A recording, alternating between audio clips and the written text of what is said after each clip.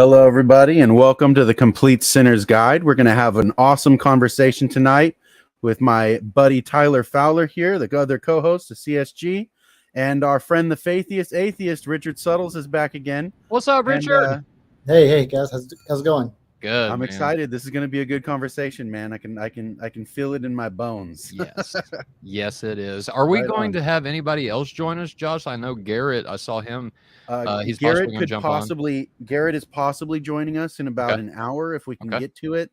But Cool. because he said his wife is sick and he's got to play, back and forth between helping his wife and hanging out with the kids and managing, being a dad. And so we'll excuse him this time. So yeah, I was gonna say no hard feelings on that one. Sure. It's not we can make do, but I really do hope that he's able to join.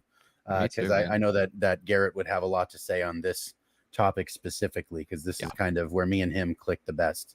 Mm-hmm. But tonight we're going to be discussing a video presentation that was given by somebody who's a great influence to me, Johnathan Pageau from the Symbolic World channel on YouTube. If anybody here is listening that hasn't heard of that YouTube channel, I left a link to the original video in the description.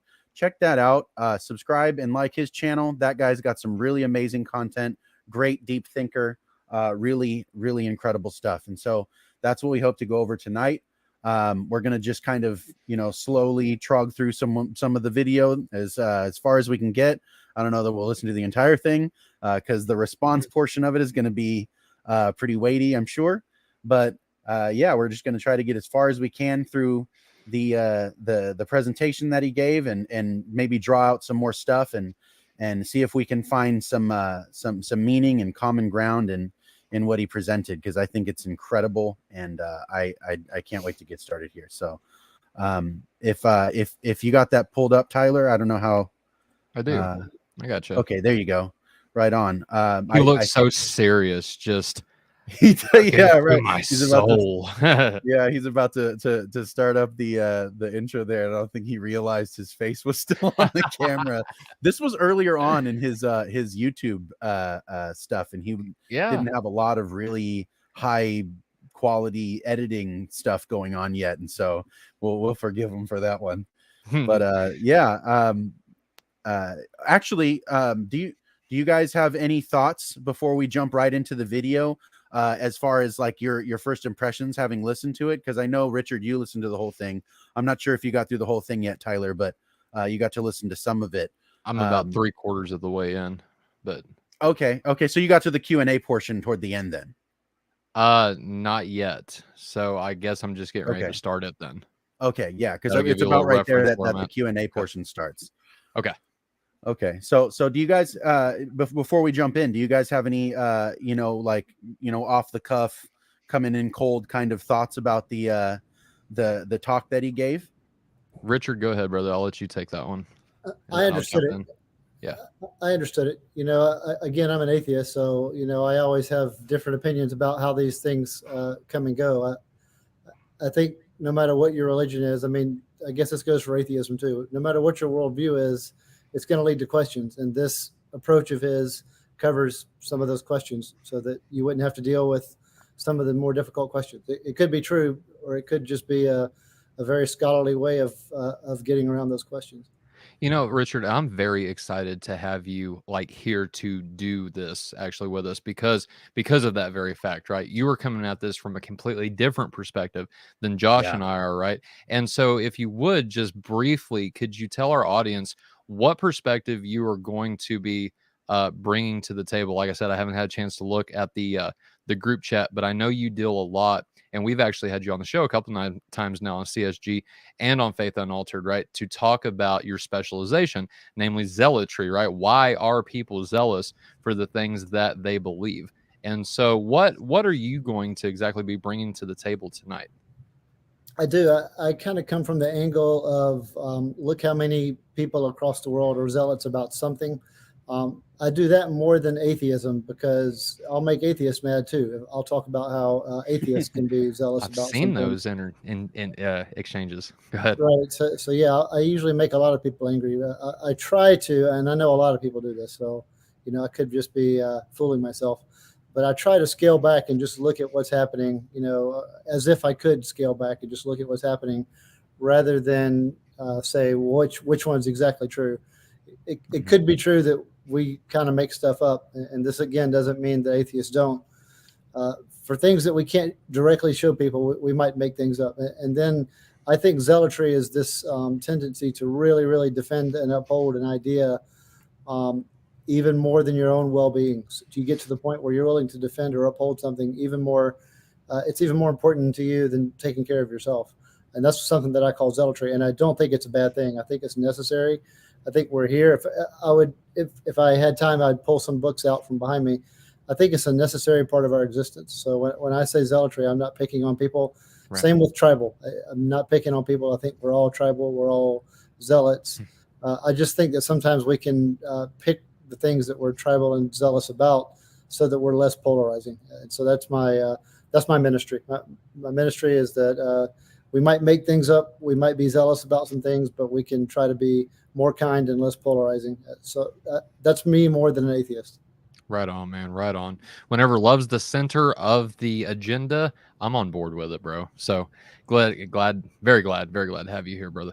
So, all right, let's jump in to this, shall we, Josh? You just want me to go ahead and just play it and you tell me to stop, or just go ahead and play for the first couple of minutes, and if there's anything that stands out that we want to address first. But I kind of want to give the intro flow of his video time for itself, because he does a really good job of explaining what it is he's trying to get at and what he wants to try to cover. Right on. I will just say this too, just because I didn't give a little intro about what I thought of the video. I put it like this: there are so many things in this video that I've heard about already. I cannot wait to talk about them tonight. So for one, if you have not watched this video, please go. Josh did all the hard work of getting the link, putting it in the description, right? Yeah, it takes about 2 seconds, but it still worked, right?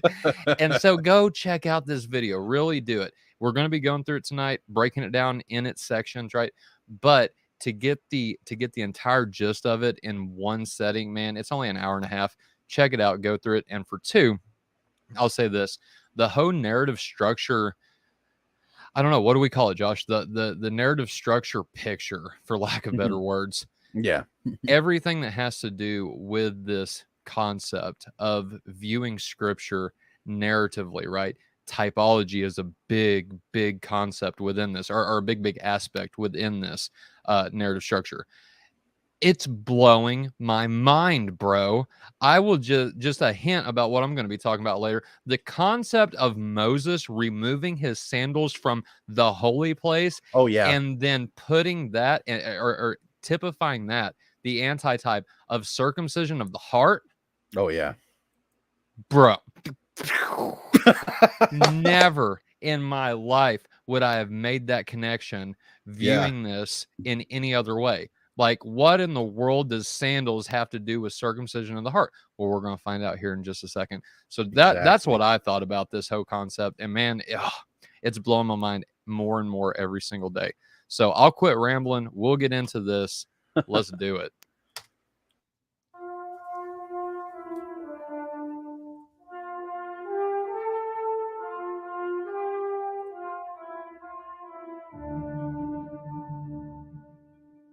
This is Johnathan Pageau. Welcome to the Symbolic World.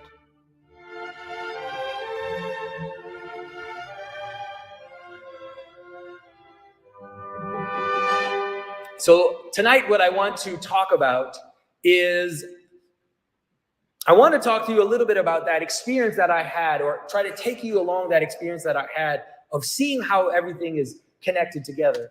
Pause it. Can I just say up front and foremost, Johnathan Pageau is a handsome man. All right, that's all. To see how the Bible and our tradition of the fathers, the icons, all of this is really a powerful series of embedded patterns, you could call it. The way I sometimes try to describe it is that reality has a fractal structure. Everybody knows what a fractal is. So a fractal is like a tree. If you look at a tree, you have the basic tree. Then each branch of the tree has the same shape as the tree, right? So you have a tree, and then the branch, and if you follow the branch, if you could cut the branch off and hold it, it would look just like a tree. If you cut a smaller branch off, it would also look like a tree. because the pattern is the basic pattern, but then at every level of the tree, it's the same pattern which reappears. Okay, pause it for a second. And that's what. Okay, so first off, that in itself, what he just explained, is something that's going to be crucial for the rest of the talk, is noticing that the idea that he's expressing is something that can be applied at every level of resolution. And that's what makes it this holistic picture that he's giving, rather than something that's confined to one section of a text or another. It's something that can be applied not only to scripture, but to real life and history and human experience, the individual, as well as the family unit, as well as communities, as well as entire nations. And like you said, this structure is fractal, meaning that the entire structure is represented in each part, each smaller section, right? Like if you were to and this, I've seen this online. It's actually kind of clever. Doesn't really work out exactly this way because it's not exactly image perfect. But if you took the image that we usually use to represent an atom, and then you look at the universe itself, or a solar system, and you have this same nuclear with a valence kind of structure repeating itself on ever larger scales, it's similar to that. Or the way he's using a tree as an example, where the branch is a replication or reflection of the whole tree. That's going to be something that comes into play as a much more important thing as he explains these things. And that's something that, to me, when I listened to this for the first time, it was probably about 2 years ago. And I wasn't really understanding exactly a lot of the things that he was saying and how it became practical. It was really cool abstraction. But what he just explained is where it becomes practical, that it can be applied to the individual, to interpersonal relationships, to family relations, to community relations. And the structure repeats itself higher and higher up. Like pond ripples are an exact copy of each other, expanding outward and getting bigger, but the same circle applied everywhere. Now, can I ask you a question, Josh, real quick? I know we're talking visual, right? And I love his picture of the tree. You got the tree, and you got the branches, and then you even got the leaves. So you start looking at the leaves, it's the same concept, right? Does the same thing apply to function? And so what I mean by that is, zoom out from where we are right now. If I was to look above this city, and even a bigger city maybe is a better example, but you see the activity of that city throughout the day, right? You see the cars going up and down the street. You see the people walking to and fro. You see all of this activity going on, right? You zoom in, and I saw this a while back, and if I tried to Google and YouTube at the same time, tried to come out. So Google was about to be there. But if you YouTube or really Google micro machines, okay, I'm telling you, man, in the human body, and I think it works this way with animals as well. I don't see why it wouldn't. But brother, you have little bitty machines that are carrying different molecules, different cells, different, types. Now, I'm no scientist, so I might have the lingo wrong, but I'm telling you, I know what you're talking about, though. It's within the cell. Yeah, like within ATP, the cell, for example. Right, exactly, and it's a DNA replication system has these things going on too, where when the DNA that's being replicated from one cell to another is finally going to break off into two cells, that point where they're still bridged together, each side of the cell is breaking off and receiving equal amounts of the molecules and enzymes and acids, and those things are being carried by what you just they're micro machines, and they're so complex. They don't have brains, they don't have any of these things, and yet they can even move themselves over and around obstacles in order to complete that replication process. It really is incredible. And they're using code. As much as atheists sometimes get mad about that, they are using code. It's data. It is. You're right. Yeah. They're making data, and it just, but and that's using it. That's one aspect. Absolutely, Josh. So now think of that as like a factory in the city, right? You zoom out just a little bit from that one machine. You've got a city of little machines doing different things.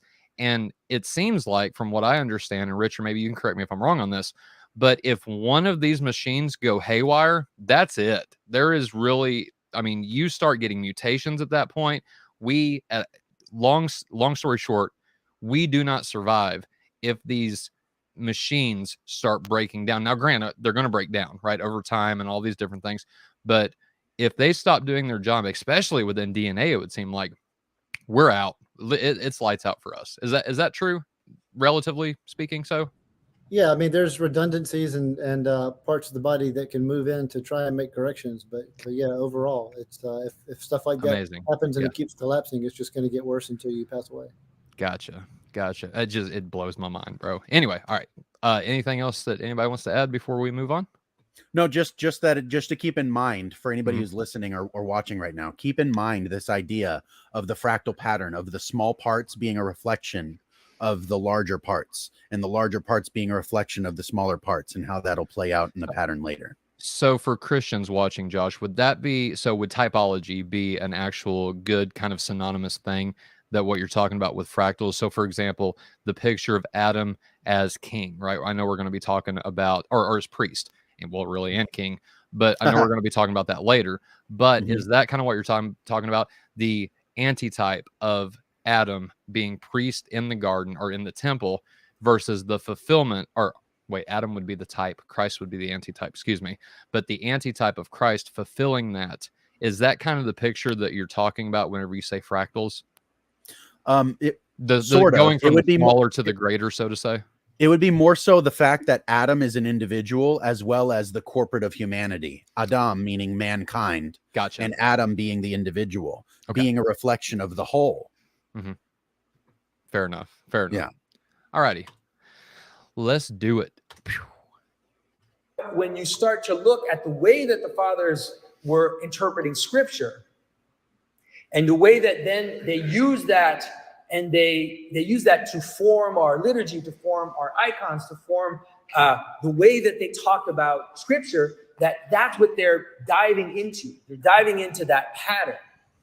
And so when a father will add we'll go through some of the details. When a father will add some little detail in the text, it looks like he's making up some detail in the biblical text, some tradition, but he's not. He's able to say that because he's noticed that there's all these patterns come together and the elements are there in each one. So this is very abstract for now. I'm going to take you on the trip. So hopefully you will see what I'm talking about. We're on the So magic first of all, school bus. we have this idea, this embedded idea of patterns. You could call it, the fathers, St. Maximus the Confessor especially, talks about it as macrocosm and microcosm. So there's a cosmic structure, and then there's a personal structure. The human being is microcosm, and then you have this massive universe which has the same shape as the human person.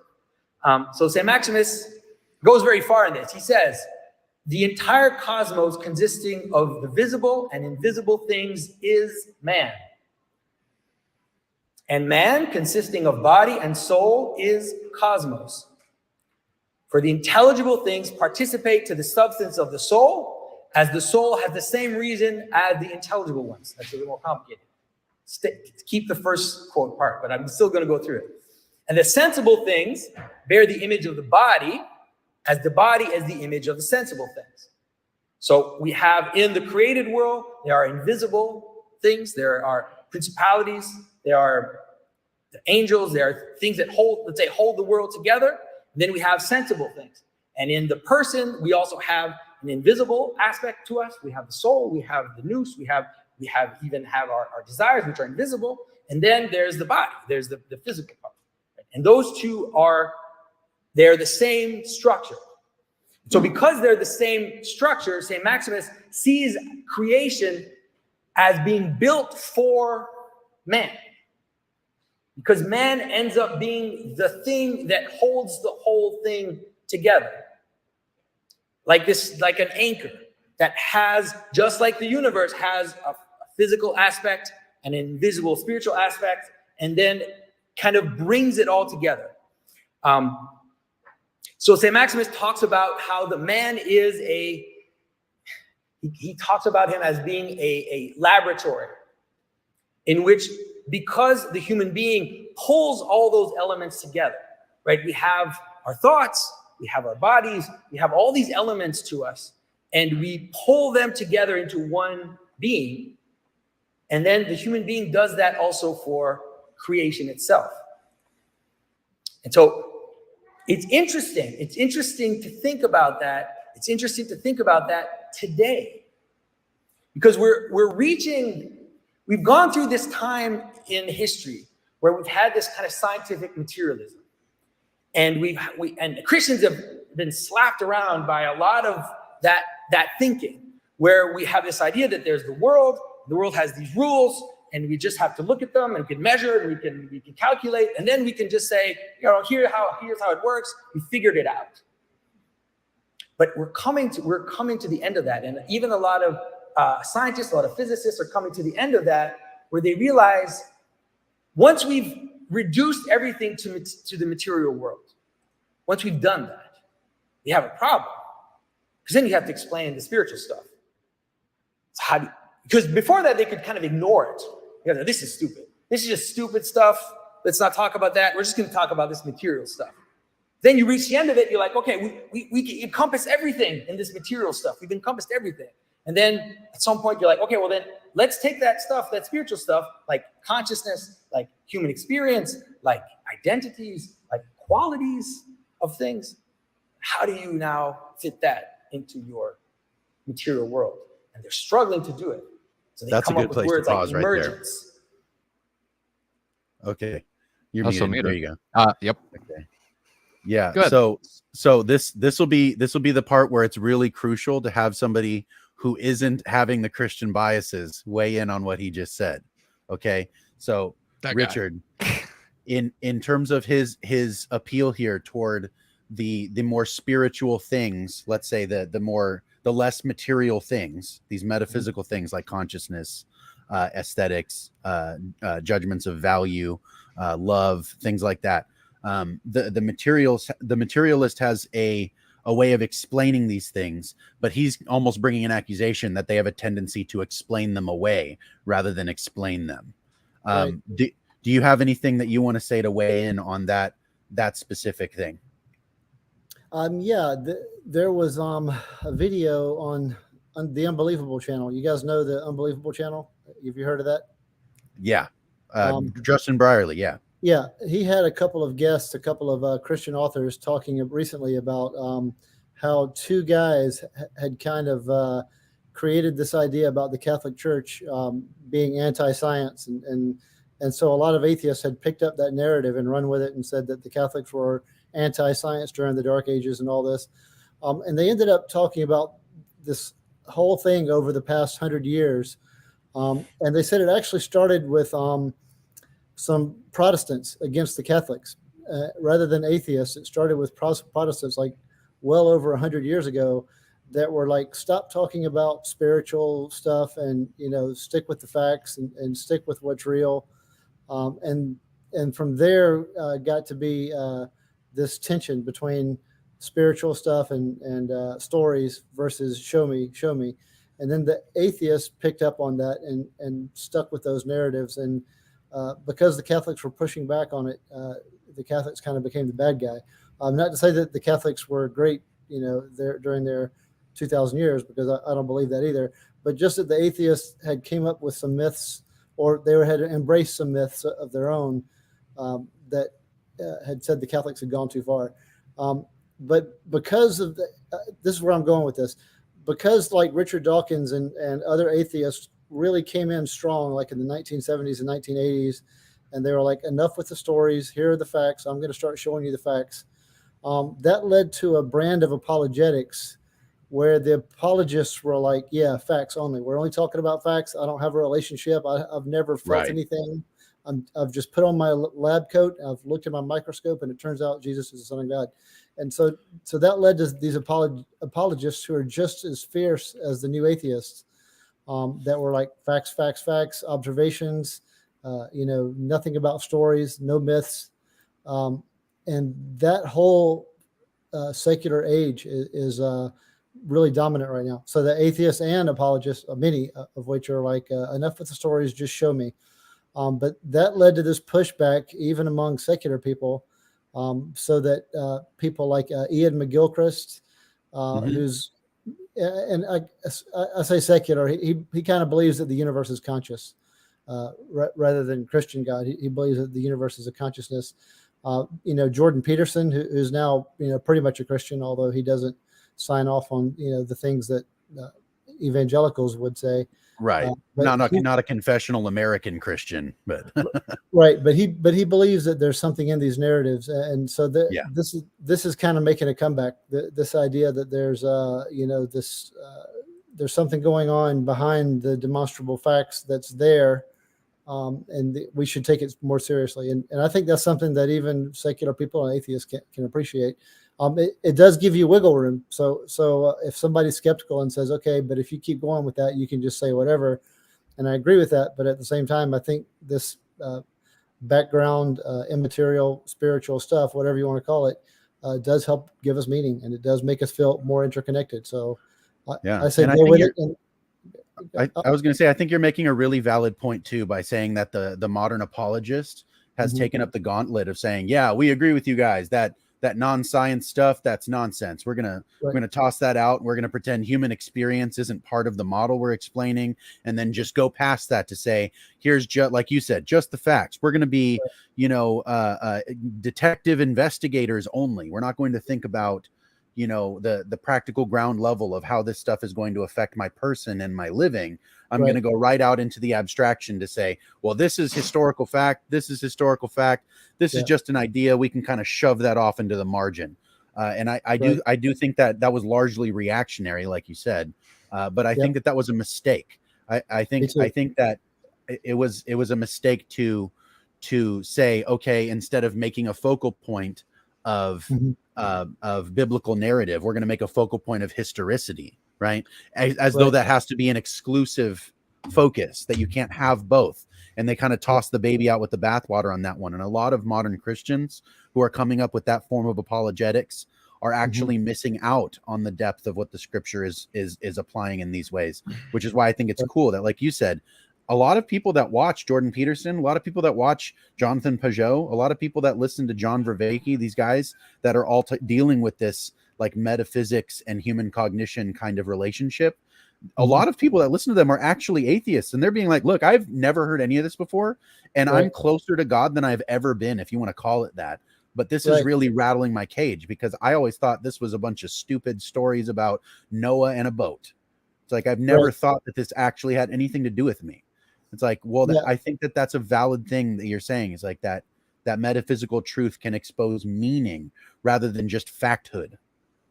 Right. And then wherever they go with it, if it's towards Christians, that's one thing. If it's just sort of a spiritual, nature, or whatever, if they're finding meaning and it's making them take more of an interest in themselves and how they're connected to others and how they behave, then I'm all for it. I think the beautiful thing is, no matter which way you go with it, right, it's got people's wheels turning, and that in and of itself is always a good thing. Right. And it's got them also investing further in specifically Christian structures about these ideas. But Johnathan Pageau is one of those people that I think is really cool, because he goes beyond just Christian stories and talks about even modern entertainment stories and breaks them down with this same symbolic structure. And he talks about even modern movies, modern books, things like that. And he's like, look here, this is behaving by the same structure. It's inevitable. Like, even if you don't derive it from the scripture, you're still going to perform by these functions. All of these things have their place within the narrative structure, and you're going to act them out. You're going to ritualize. You're going to participate. The question is, what are you participating in? Right. I like what Philip says here. Modern evangelical apologetics is blood sport and has allowed science and atheism to drag them into a disconnected fight. And I can't tell you how true that is. There are so many people, like, for example, so Faith Unaltered's #1 video, the video that's got the most views, was the debate that we had with David Wilbur and Rob Solberg. And now, granted, like, that was a great, clean fight, if I will say so myself. But just the fact of the matter, you see in the comments, not so much, right? There is a lot of hatred and stabs, and it's like the Roman Colosseum, y'all. You know what I mean?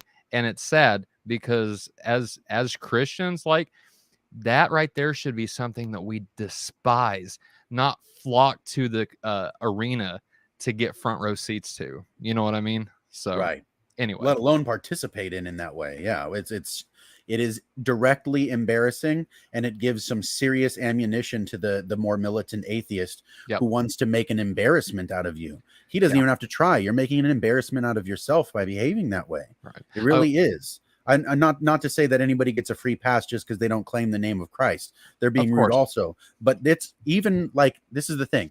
Even the scripture says the house of God will be judged first. That's not just an arbitrary statement. Like, this is what he's talking about. You will be judged by your neighbors because you claim the name. Mm-hmm. Like, you better be watching yourself closely because they're watching you. And it might sound cliche, but it really is true that, like, sometimes the Christian is the only Bible that the unbeliever will read until you entice them to show them the love of God, and that kindness will draw them toward changing their mind about things. Yep. I heard it said once before, and I forget exactly the way it's worded because it's been a while, but somebody said that what is the most read thing? I think it was book. What is the most read book in the entire earth, right? And normally you would say, well, the Bible, right? And no, that's not at all true.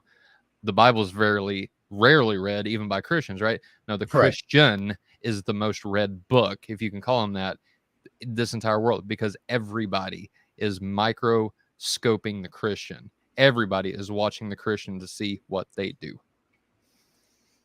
So, any other thoughts? I'm ready to jump back in. We can go. Okay. All right. Right? How is it? Why is it that we know that something has parts, but it's also one thing at the same time?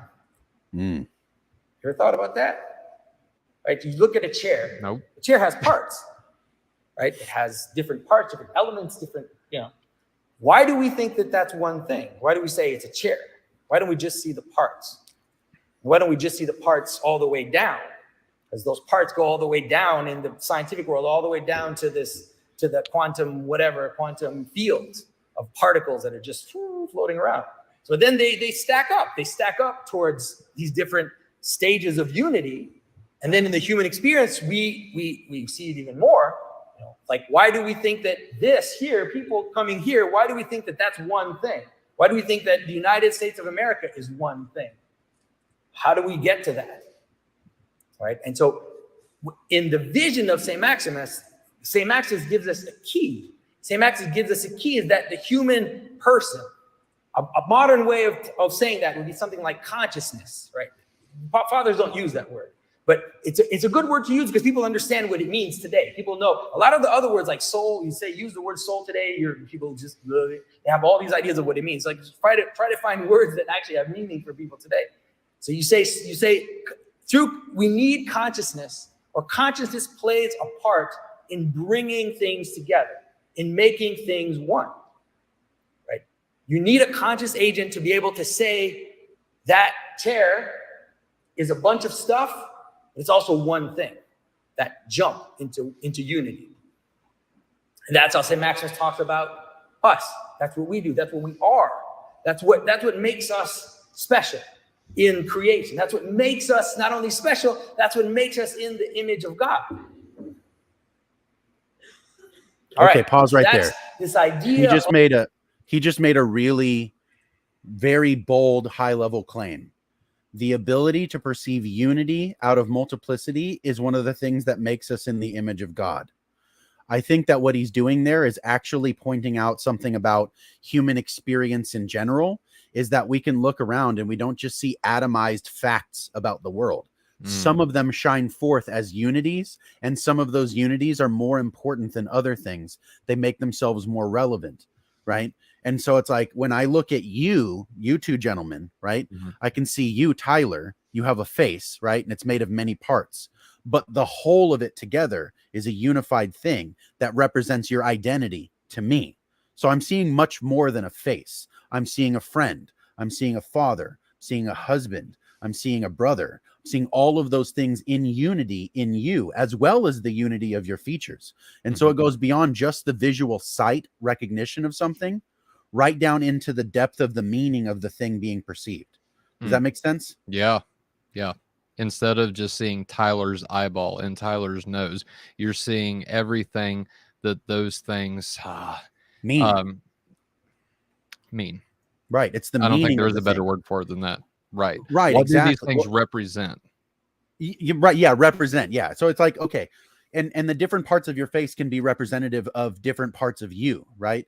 Like your emotions are actually read right here, right?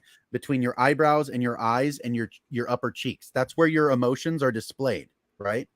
And your verbiage is displayed here. And the unity of those two things actually helped you to express your identity outwardly to other people, right? Jesus said that the eyes are the window of the soul. It's like, well, that's a weird thing to say. They're not a window at all. I can't actually see in your eyes at all. They look black on the inside. I can't see into them. But what am I seeing when I look into your eyes? Something very different, right, than your physical body. That's why he would say it's the window to the soul, not to the retina, right? Like there's something very very much deeper than just this kind of like material composition view of the world being expressed and saying something like that. And so when he's saying things like that's one of the things that makes us in the image of God, is the ability to see a unity in almost an endless sea of atomized factoids. Do you think there has to be, and both Richard, if you want to jump in on this as well, but do you think that there has to be, in order for us to even have this conversation, right? There has to be more than just the atoms that are making up my eyeballs and my face, right? To, you know, that we recognize as humans, that we understand represents these concepts like father and or even abstracts, Josh, as you like to tell me, you know, like father and child, even son, husband, right? Does it have to be more than just the material notion of reality? Does it have to go deeper than that in order for humans to grasp these concepts? In order to grasp the meaning of the thing, then yeah, it would have to go beyond what's materially in front of you or what you can see. Necessarily so, because I can't see your soul. And if I cut open your body, I wouldn't find an organ called soul in there. There's something about you that's not, let's say, it can't be reduced to your physical vessel. It's like a guitar, right? Like if I have a guitar, the guitar is with me, and if I use it correctly, you can even say it's part of me, or I'm making my expression through the guitar, or it's become an extension of my expression, or something like that. You could say it's almost like my hands are the guitar. But if you damage the guitar, you damage my ability to play the guitar. But that doesn't mean you've damaged me, right? And so that's that kind of relationship between operator and tool is a similar relationship that I would see him being expressing between soul and person, like, or your body, right? Like your body is like the guitar. And if you damage my body or my brain, you might damage my ability to use the tool granted to me, this vessel. But you wouldn't actually change the operator. You see what I'm saying? Makes sense. Makes sense. What do you think, Richard? You know, we could do a whole show about this because we do over on our side, we do have a bunch of books and a bunch of thoughts about how it can be that, you know, molecules in motion eventually lead to us with consciousness and perceiving these deeper things and this meaning. And there is a lot of literature about, you know, where this happens and where this happens in the brain. But, you know, we still can't show it. And a lot of scientists will say things like this new function emerges. And, you know, a skeptic could say from where, you know, show me where it emerges from. But, you know, in this place is a gap of sorts for us, too. But, you know, that's a whole other show. But safe to say it is mysterious. Right. Richard, I don't think I've ever asked you. You're right about that. That's fair. I don't think I've ever asked you this before, Richard, but are you a physicalist, or do you believe that we have a soul as well? Well, you know, I wouldn't know how a soul would work. And in terms of like naturalism and physicalism, I would just say it's possible that we don't even know, you know, 0.0003% of what naturalism means or what physicalism means. There could be all of these other things going on with naturalism and physicalism that we just haven't discovered yet. We've discovered a lot, and it's amazing what we can explain, but there's also a lot of stuff that we can't. So if I say I agree with naturalism, it just means that I'm open to the idea that there could be a bunch of other stuff going on that we haven't seen yet and haven't discovered and haven't explored yet. Fair enough. Fair enough. And that, that is a fair point. I think you're right, though. There's a problem in science right now of trying to explain emergent properties. Especially like you go down to something as small as molecules. Let's say, H2O is a series of molecules that make a composition, and you take hydrogen and oxygen, they're separate. When you put them together, a new property emerges, and we call it water, right? And so from the bottom up, you have this emergence from smaller things to something in a unity that's different, has different properties than its separate parts. When you put them together, a new property emerges. But I'm not sure that consciousness could be found to be the same kind of thing. There might end up being something about the brain that helps us to explain the operation of consciousness. But I'm not sure we'll ever really get to what consciousness is just by using the brain. And for the same reason that I don't know that we could explain a guitar player by studying every facet of the guitar and saying how it works or how it operates or how it could be used. But I think that there is something yet to be seen about the way that consciousness can operate the brain, and the brain can facilitate the operation of consciousness and the relationship between those two things. We could do a whole show about that one day, because I have a lot of these books back here on that very topic. I'm down. That sounds good. Let's schedule it out for real. Let's move on though, because I feel like we're gonna get stuck.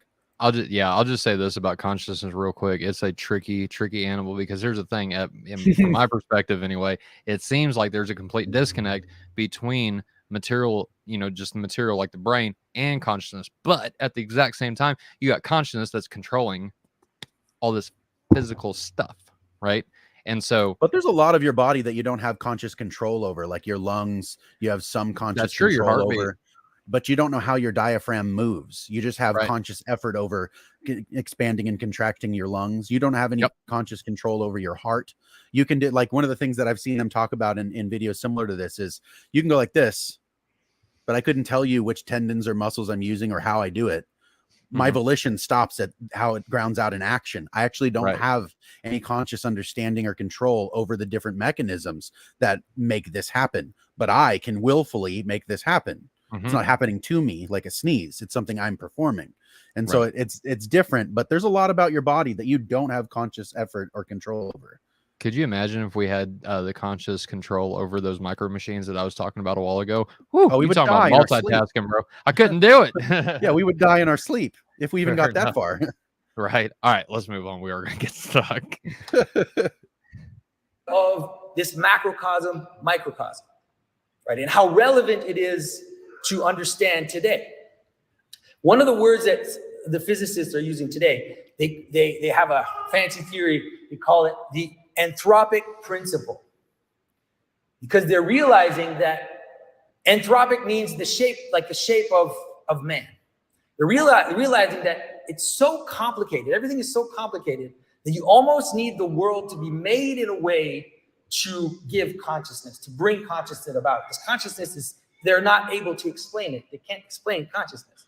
Like, they can't explain the thing by which they're looking at the world with. So it becomes very, very, and then that's when people like Sam Maximus can help us get a key to something more. All right. So a lot of you, like me, come from kind of Bible believing churches, the kind of Protestant evangelical world. And so what I discovered in reading the church fathers, and today I'm going to take you mostly through a church father whose name is St. Ephraim the Syrian.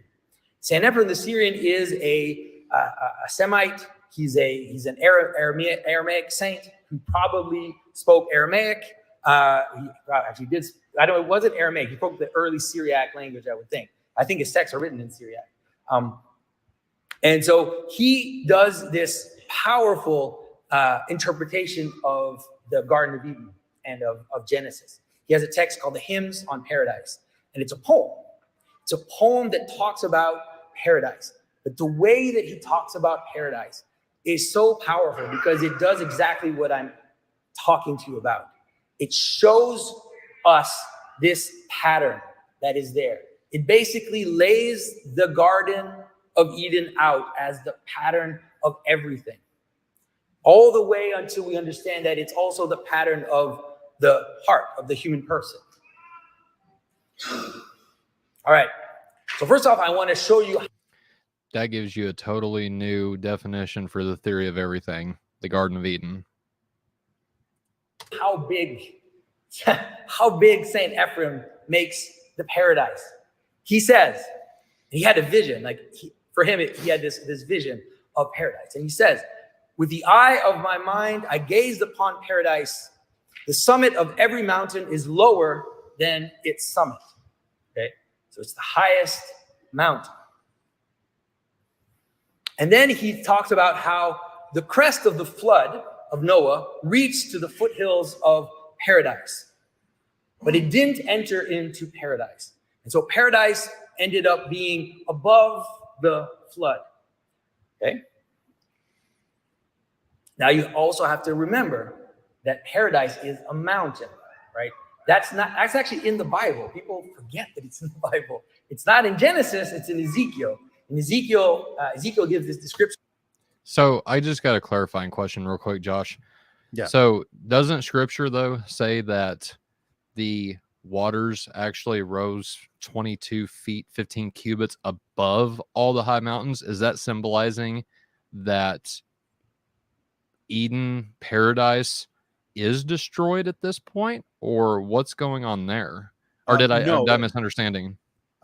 Well, it might be a misunderstanding. What he's talking about is a vision that is being explained in which paradise is seen as the highest place. Like you have high places. Mm-hmm. Paradise is above all of the high places. Right. And he's not talking just locationally, because it's not like it's in orbit somewhere. Right. Well, but he's saying that when the flood flooded the whole earth, mm-hmm. right, the garden was so high, it only came to the foothills, and the waters could never enter in beyond the gates because it was just beyond. Right. Gotcha. It's higher. And he's speaking in what he's going to call an ontological hierarchy. Mm-hmm. It's above the same way that God is the most high. Right. The floodwaters didn't touch the toes of God is another way of looking at what he just said. Gotcha. And I actually have, I don't know if it works for the overlay, but I actually have this picture right here is a picture that Pageau made of that very principle, where the waters are at the bottom there and they're coming just to the foothill of the mountain. And the mountain actually isn't touched. It's above the floodwater. Right. And so this is the idea that he's going to be expressing throughout the presentation from now on, is that paradise is something that's above everything. But what he's about to say is that it also encapsulates everything. Like it is like you said, the theory of everything. Right. And so he's not necessarily talking about location in the same way that if I said you're in your room or your microwave is in your kitchen, that kind of location. He's talking about an abstraction of location where it's above these things in value and meaning rather than above them physically or geographically necessarily. I don't think that he's confining it in that way. He says later, it's a place that makes it possible for places to exist. So he's not talking about really a place on earth. Like when I was in Iraq, we went to a place where they said this is where the Garden of Eden was, and they pointed over to a place. He's saying it wasn't like that. It was like, like you said, a place where because of that, now places can exist. Right. And if you're a skeptic, you can say, aha, so we will never actually see it. But that's not what he's getting at. Yeah, what he's saying is you've never seen a place that isn't it. Gotcha. I was just thinking back. So I was just thinking back to our discussions that we've had on Faith Unaltered with like the old earth, young earth debate. And whenever, there is that portion in the text where it says all or the water, rose above all of the high mountains, right? Under the whole heaven of the earth, it rose above every high mountain. And I'm just sitting here thinking to myself, like, if Eden was a actual location here on earth and the floodwaters rose above that, what does that symbolize in and of itself? You see what I'm saying? Like that paradise at this point is lost. You know what I mean? Right. And so that's kind of the imagery that I had going on in my head. But anyway, we'll continue. It wasn't that big of a deal, but I appreciate it, guys. In a paradise, and he talks about paradise as this holy mountain, as this mountain. So you have to imagine this mountain. Now, I'm already going to give you the image. And so I'll pause it if people want to blow that up. If you actually full screen this, it comes in a lot, better detail than than just watching it. But if anybody wants to blow that up and Yeah. look at it while we're, not on the live stream later, then here's your chance. Yep. 3, 2, 1, bye. He has this idea of this paradise as a mountain.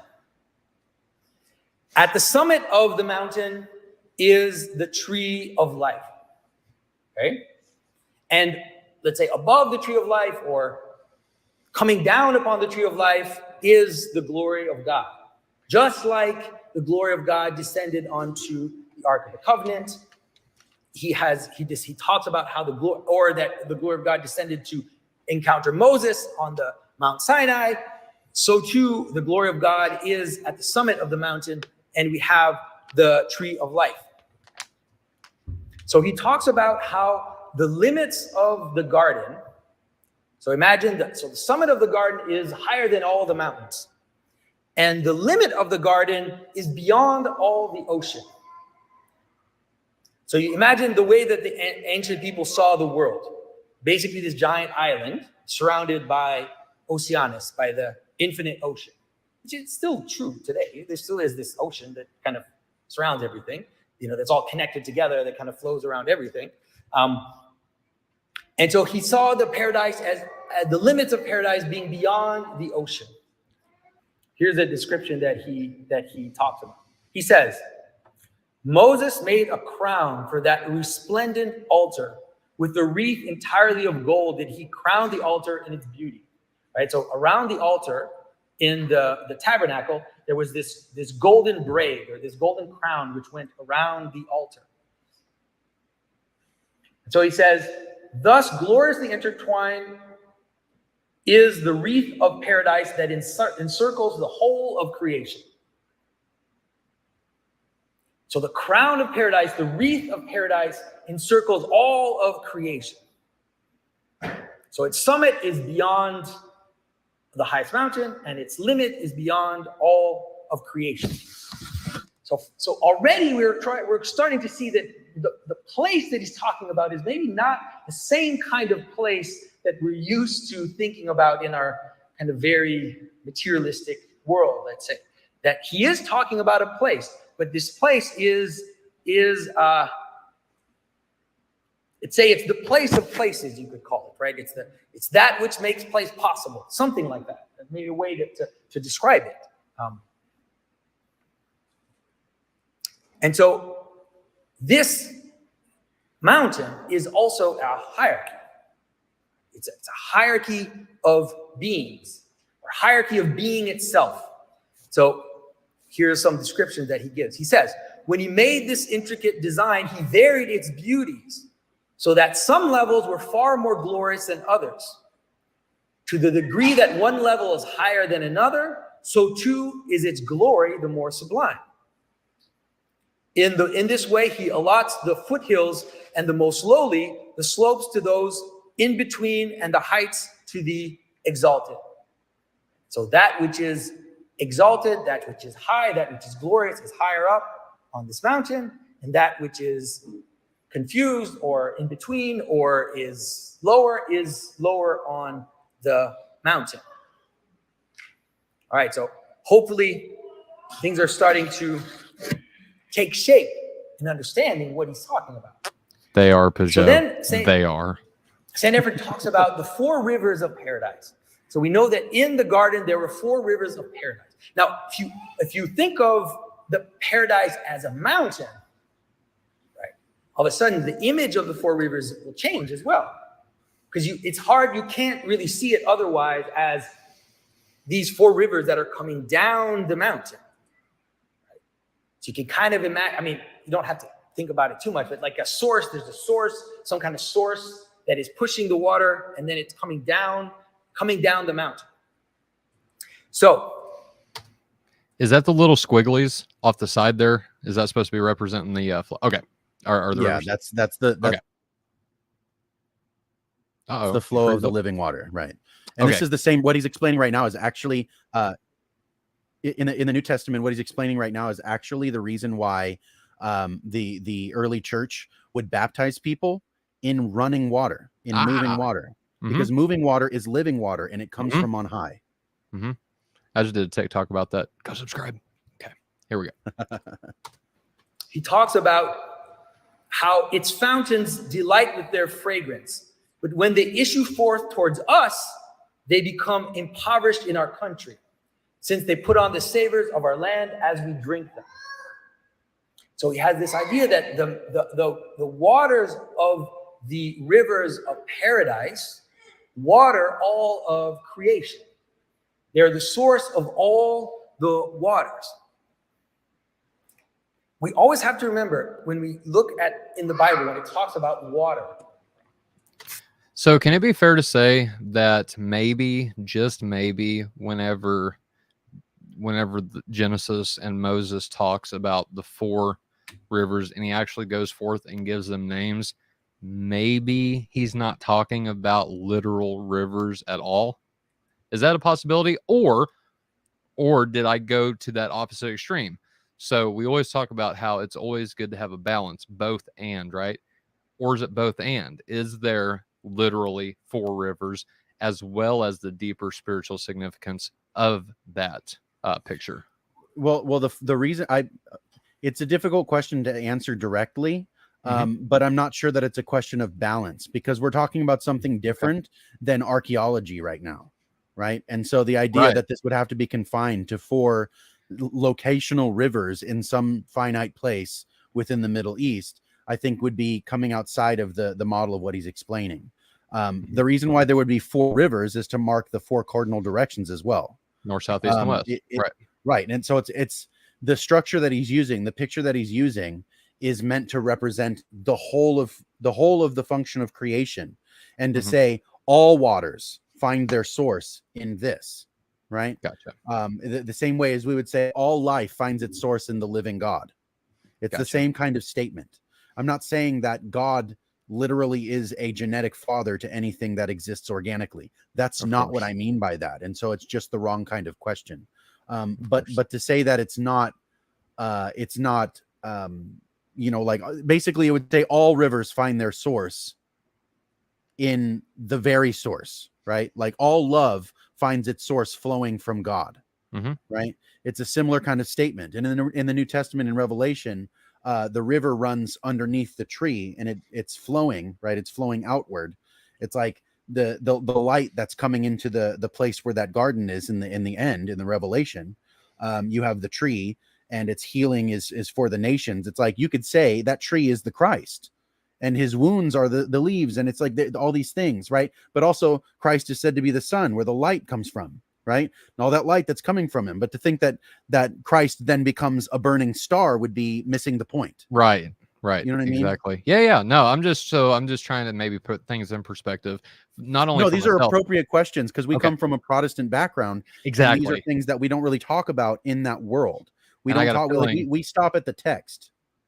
Exactly. And I got a feeling most of our listeners are like that, right? We're not used to an Eastern Orthodox, right? Because I think that's what Pageau is. I mean, he's an icon artist, right? He makes icons. And so I believe he's Eastern Orthodox, but we don't think with their mind frame and I know I don't. And so I'm trying to just grasp these things and maybe even harmonize them a little bit so where it makes sense. So I think the harmonizing would be to bring up some of the ideas that we have about the depth and symbolism of some of the things that we encounter in the text, even as Protestants, and then bring them up into something that can encompass them as an image to say, this thing is the visual representation of all these disparate and disjointed ideas that we have. They find their unity the same way that we were talking about the unity of a chair. He's talking about the unity of like cognition, perception, like the reason why these things work together and can, let's say, map on to human experience, to where Christ can explain the kingdom of God using farming analogies. Like why, what does farming have to do with heaven? It's like, well, everything, if you explain it right. Well, it's perfect, bro, because I'm glad you bring up farming, because like what Paul says, that or you shall not muzzle an ox while it's treading, right? What does muzzling an ox have anything? But then whenever the way Paul explains that, right? Makes perfect sense. He takes this abstraction, this image that's way up here, and he goes, let me bring that back down to the ground floor for you so you can use it.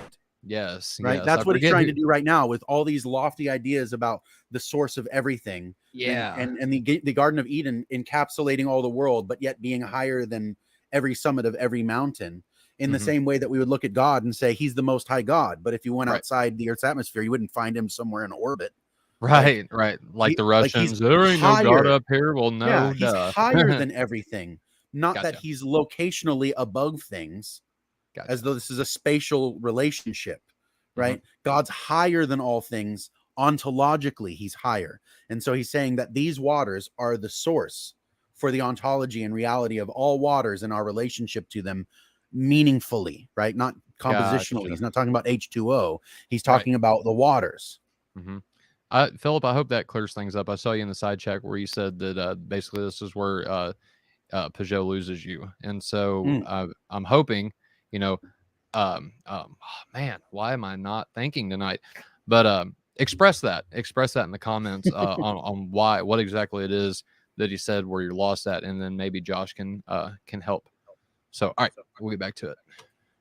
Flowing water always comes from above. It has to. It has to come from above. There's no other way for it to be flowing. And so when we talked about flowing waters, we're already in this notion of this hierarchy. The water is coming from above. It's coming from heaven. The water is coming from heaven. So here are these 4 rivers that come down, water the world, and as they get lower and lower on this mountain, they lose their quality. They become mixed with the local places, and then they become less pure, you could say. And then he talks about the beings. He talks about the children of light. So he talks about from their abodes, the children of light descend. They rejoice in the midst of the world where they had been persecuted. They dance on the surface of the sea, and they do not sink. Because St. Ephraim understands that paradise is always there. It's not something which was only there in the past. It's always there. And then if we want to participate in paradise, there are ways in which we participate in paradise. And he gives us the ways. He tells us. First of all, he tells us in the Old Testament what those were. He says, this structure with this mountain, and he divides it into 3. So he has the tree of life at the top, and that is the same as the Holy of Holies of the temple, of the tabernacle. And then he has the tree of knowledge of good and evil, and that's the same as the holy place in the tabernacle or the temple. And then he has the lower part, the gate or the fig tree, which would be the outer court of the tabernacle. So he divides it into these 3 parts. Why is the fig tree the 3rd part? Do you know the story why there's a fig tree in that story? Why is there a fig tree in the story of paradise? Who remembers? Sorry? They covered themselves. Exactly. So that becomes the first covering. So then everything else is going to flow from there, this notion of the covering. So imagine these levels as 3 coverings, 3 veils, the 3 veils of the temple. You have the veil to the Holy of Holies, you have the veil to the holy place, and then outside you have this rougher covering. Okay, you have the go ahead and pause it with those 2 pictures skin, there. The garment. Okay, so because I noticed in the side chat we got a couple of things. People are saying that they're getting lost on the idea.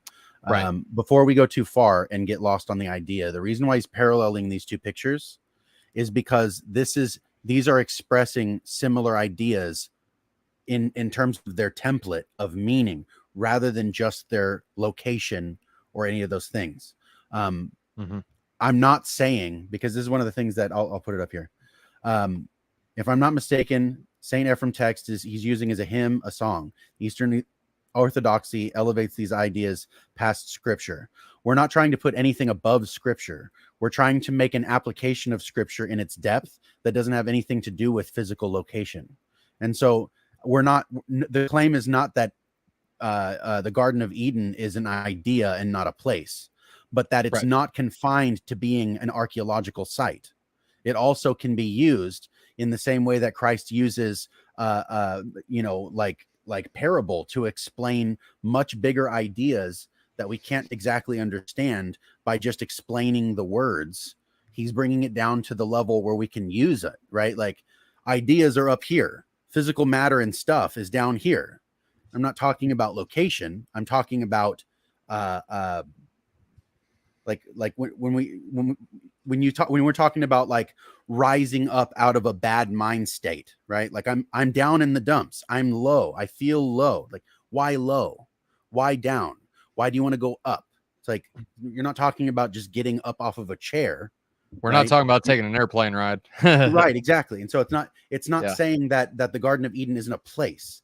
It's saying that it actually is something that can define placehood in a much bigger, higher sense. I guess another way to word that, Josh, and I don't want to interrupt, but it's not only a place. Yes, me and you, we agree with the historical Adam. We agree that Eden is a literal location.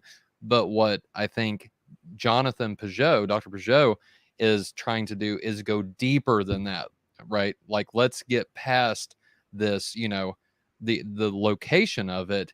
Now, what does this mean, right? Fair enough, because it's more than just, well, this is where Eden was. This is where this is happening. No, all of these locations, all of these ideas, really, all these different concepts that we find in Scripture have meaning that is more than physical location. I think that's what's trying to be got at. Right. Am I close, Josh, or did I miss that? Yeah, no, I think you're following. Yeah. Okay. And the picture that he has here of the tabernacle actually can be really useful as well, because, and this is something that that we do at my church sometimes, is using the tabernacle and its layout as a meditative tool for prayer.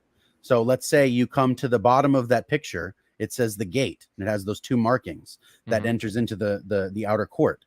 Well, let's say the scriptures actually say to enter his gates with thanksgiving and his court with praise. And so you enter the prayer with thanksgiving and praise toward God, right? You come to the altar of sacrifice and you lay it down, right? You come to the laver and you wash with the water of the word. You contemplate a couple of verses in your mind, and you use this as a concentration tool to walk yourself through a prayer, so that by the time you actually get into the most holy place of the tabernacle, you're also in a meditative kind of emotionally calm, communicative state with God. That's not just like, oh, I'm emptying my mind. It's like, no, I'm concentrating on this thing to find a unity in my thoughts, so that I'm not distracted by all the different things going on around. I have ADHD. I get distracted easy. I can be honest with you. This is something that's incredibly useful for me, to come outside of everything out here and come back into where my head is trying to concentrate. And prayer is something that's very difficult for somebody who has that lack of concentration. And so using the tabernacle as a tool is not denying that it's a place. It's actually using the place as something more than itself, to participate in that, to say, I can use the temple as a place for me to be in, though I'm not in it physically. I can enter in, let's say, in my spirit and be with the Lord, and he can speak to me from the place of his manifestation, this holy place. Right. And I think what Phil had put in the comments, I don't mean to cut you off, Josh, but I think what Phil put in the comments is, I get the symbolic uses and are okay with that, but it's also a physical place. And this is playing on Eastern mysticism and theosis. I don't know about that or anything like that, but what I think is what's happening is that the symbolic, what you agree with, Philip, is what's being explained, right? Is that accurate, Josh? Yeah, no, he's not wrong. Pageau is Eastern. He is an Orthodox Christian, and so he is somebody who would affirm theosis, which is the ascent up the mountain to find unity with God. Which we see the church fathers all kinds of talking about that, and even Peter, right? Right. It's not a foreign idea, but it is a kind of mystic idea. It's not Gnosticism. I don't think that's an appropriate thing to say, but it's not necessarily something that can be confined to the text or the grammar or whatever kind of thing linguistically in the text. You're bringing that outside of those things and using imagery and story to represent things that words kind of can't encapsulate all the way. Right. Sorry, Richard. Go ahead, buddy. He is pointing out that, or he did at the beginning of his speech, he did say that St. Ephrem was seeing, he saw Scripture as pointing to this cosmic location, that wasn't about earthly location, and that he was interpreting the scripture to describe that cosmic experience. So like, I think if you could have Saint Ephrem in this chat and ask him, okay, exactly where was the Garden of Eden, he might just walk away, because that's not really how he's looking at it. Right. He talks about scripture. He's not looking for a place on earth where it was. He thinks it was above that. Gotcha. I wonder, would he think it's only above that, right? Or would he also agree that it's a physical place as well, if that's how he even thought, right? Because I like what you said. You don't think that he even is thinking like that at this point, right? He's trying to describe something else by using what we would say is the physical location of Ethan or Eden, right? Maybe Ephrem isn't even thinking like that at all. So I think he's not. And we could tweet, Johnathan Pageau would probably ask him, because he tweets about this stuff all the time. We could ask him what he thinks. Yeah, that'd be cool. I want to get him on the show, man. So Dr. Pageau, if you see this, you have an invitation. All right, we ready to play it, or? Yeah, go ahead. Okay. Garments of skin. St. Ephrem doesn't talk about the garments of skin, but St. Gregor of Nyssa definitely talks about the garments of skin. And he explains how the covering of the tabernacle, which was hairy, it was made of animal skins, is the same as the garments of skin that Adam and Eve put on themselves. So as we get lower and lower on the Okay, I'm gonna pause it right there, because I don't remember if he goes back to the animals of skin. So Josh actually had a question for you. So I think he does get back to the skin, because he talks about how the Holy of Holies was covered with a veil. He talks about then how the holy place was covered by another veil. And then on the outside of the tabernacle, you have the animal skins that are covered, or the tabernacle that are covered by animal skins, right? And so here's my question. Given that Jesus refers to his body as the temple in John 2:21, are we seeing a foreshadowing of sorts in Genesis 3:21 when God clothes Adam and Eve in the animal skins? Is that the kind of picture that we've been talking about this entire time? And I see Gerritt in the chat, brother. I love you, man. Like, I am mid-sentence, bro, but I love you, dude. How are you doing? And I'll redo this question and let you introduce yourself. Bro, it's good to see you. It's really nice to see you and to again have the opportunity to hop on and have a conversation with you, gentlemen. It's always a pleasure. And Richard, I am stoked to be able to talk to you. I know this isn't exactly face to face, but it is.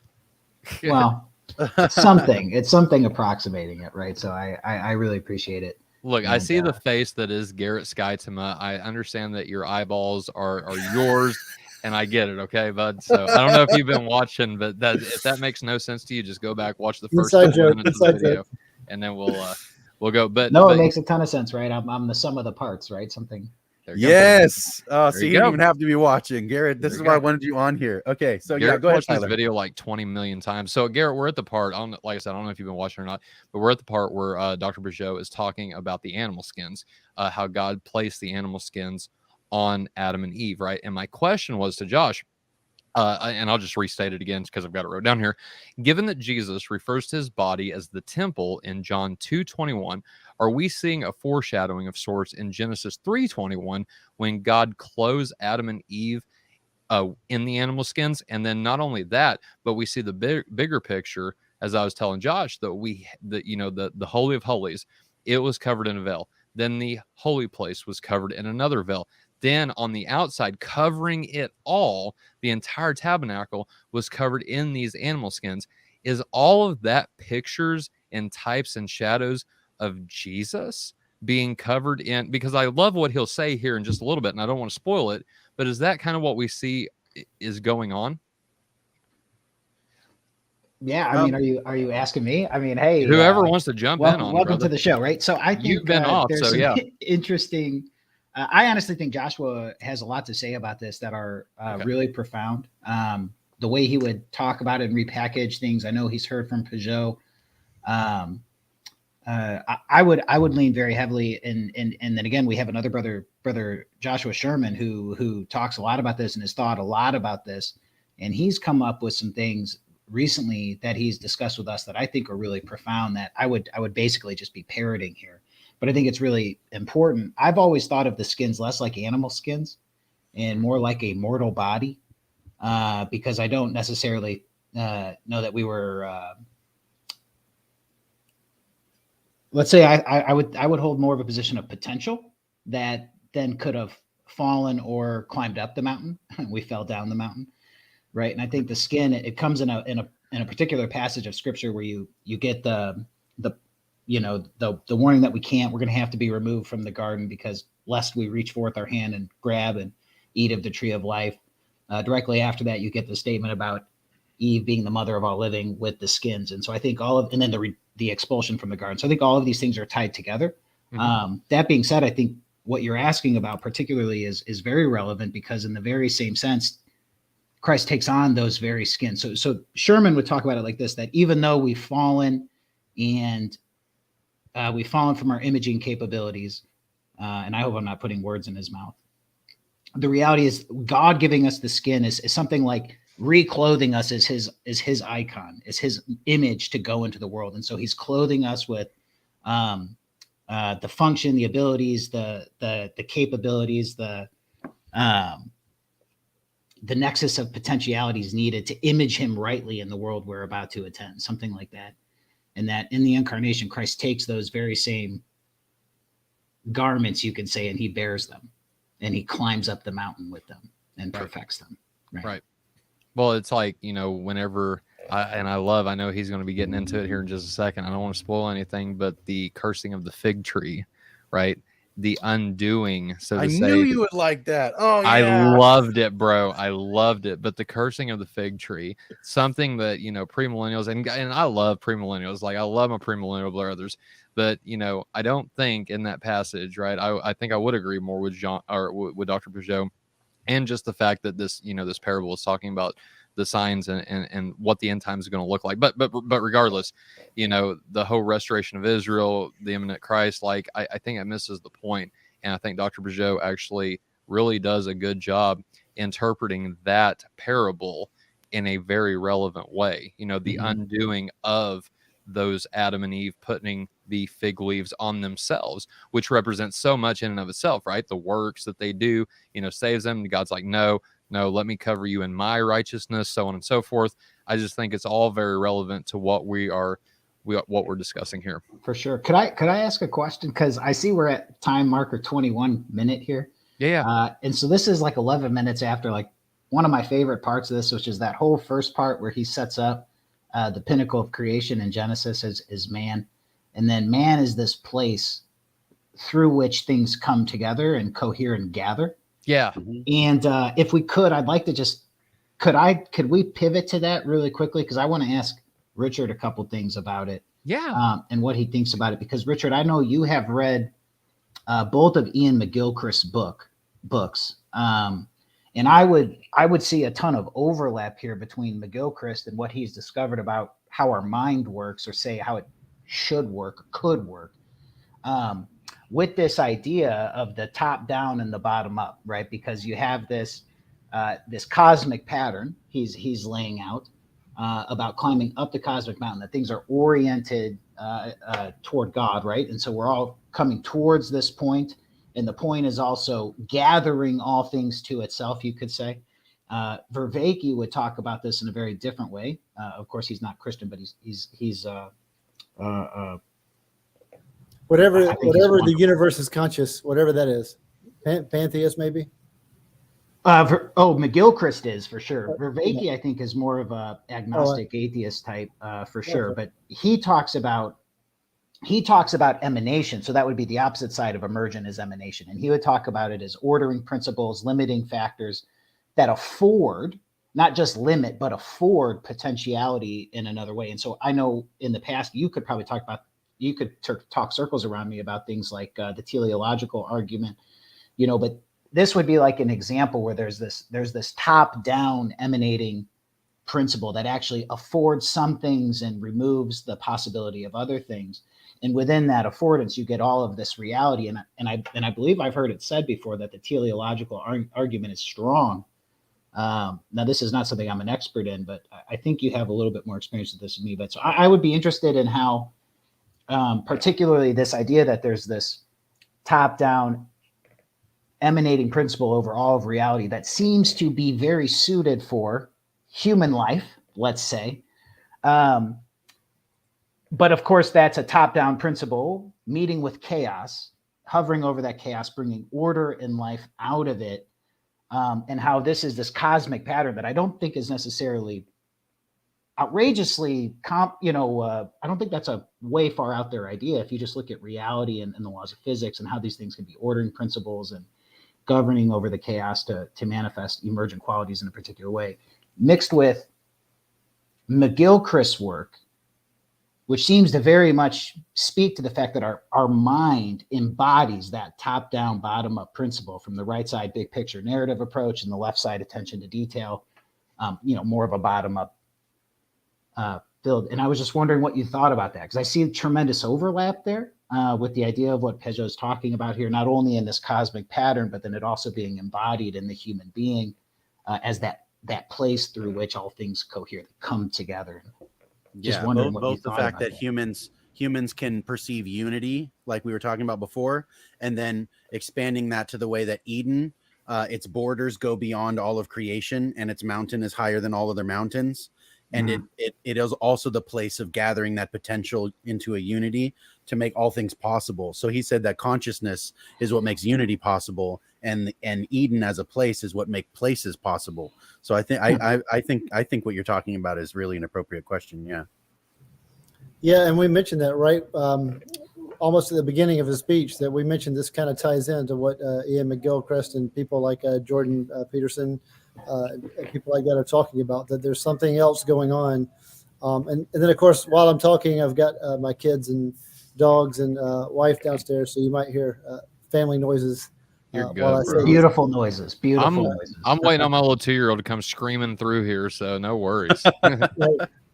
And then also I see that we might end up making this to be a part one, because we're already coming up in an hour and a half. Yeah.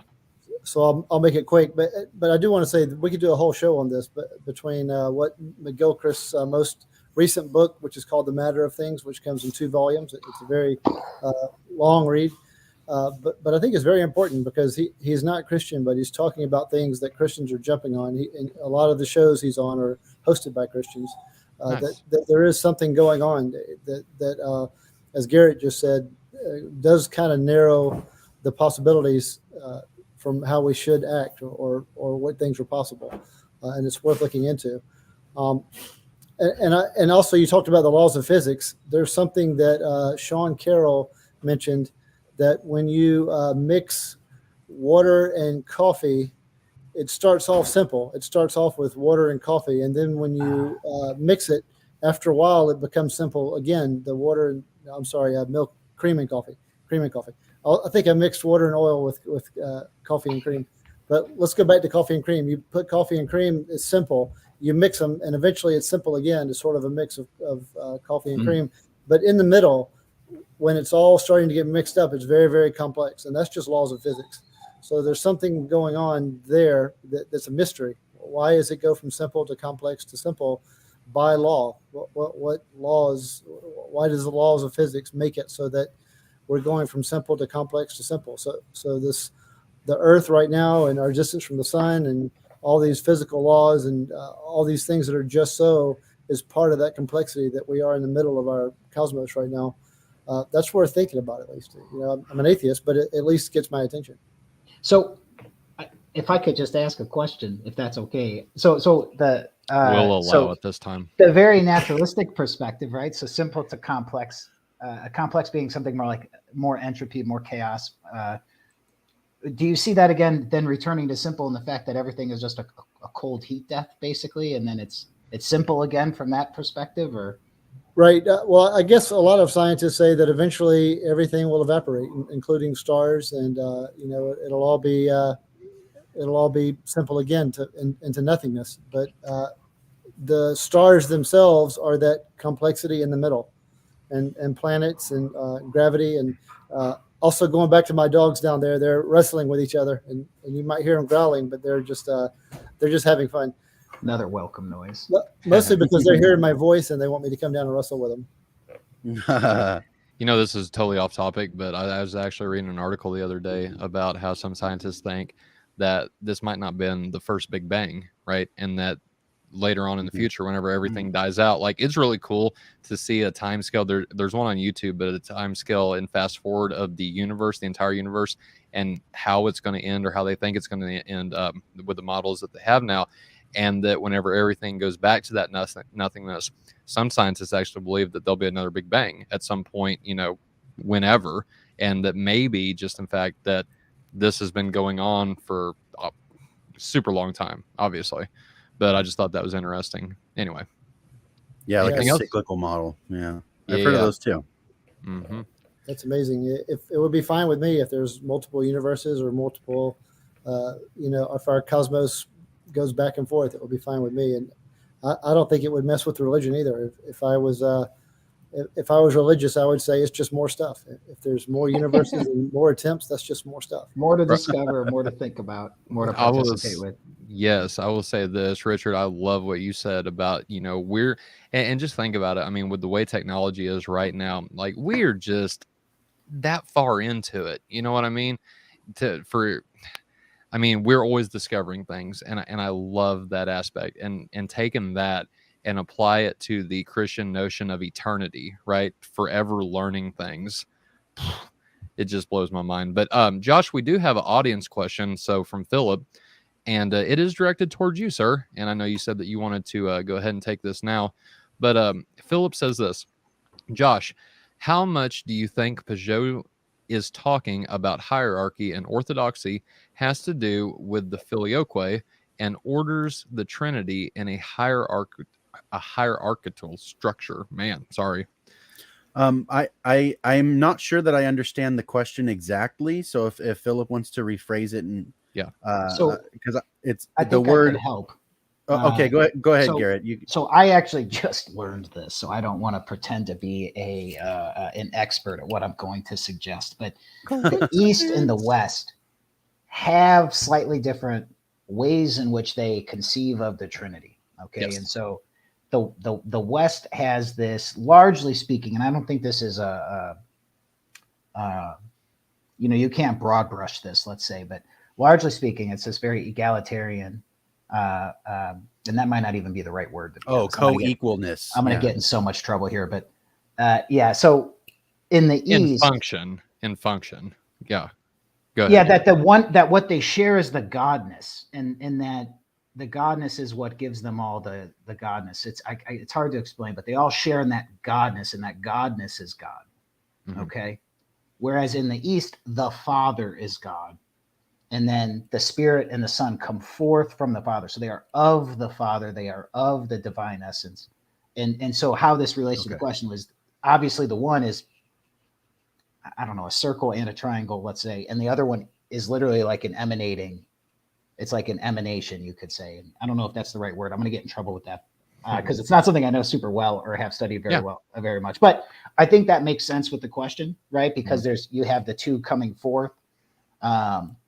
And then, you could even say goodness, meeting in creation, right? And having children, and, that branches out, you could say. So I don't know if that's necessarily the question there, but that is the idea. And I think that is exactly what the question is getting at, is that difference, because it's the filioque, however you say that. Filioque. Yeah. Filioque. No, so there's actually, what's interesting is there's actually, along those same lines, there's a debate within Protestantism about this very concept, right? And I think Wayne Grudem really brings it out in his systematic theology. And I know there's a few people that don't agree with Dr. Grudem on this, but basically the same concept, right? It's not, what we're not saying is, the Son is somehow less God, like Arianism, for example, or the Son's a created being or anything like that. What it has to do is with function. And so we all know that with the split, with the Roman Eastern split, a lot of that, and actually they just reconciled this thing not that long ago, but the notion of filioque, or the Son, right? Does the Son send the Spirit with the Father, or does the Father only send the Spirit, right? That's kind of the question. And so I don't know all the details, but what I do know is that, again, this is not a matter of ontology. No one is saying that Jesus and the Spirit are not divine or they're not God.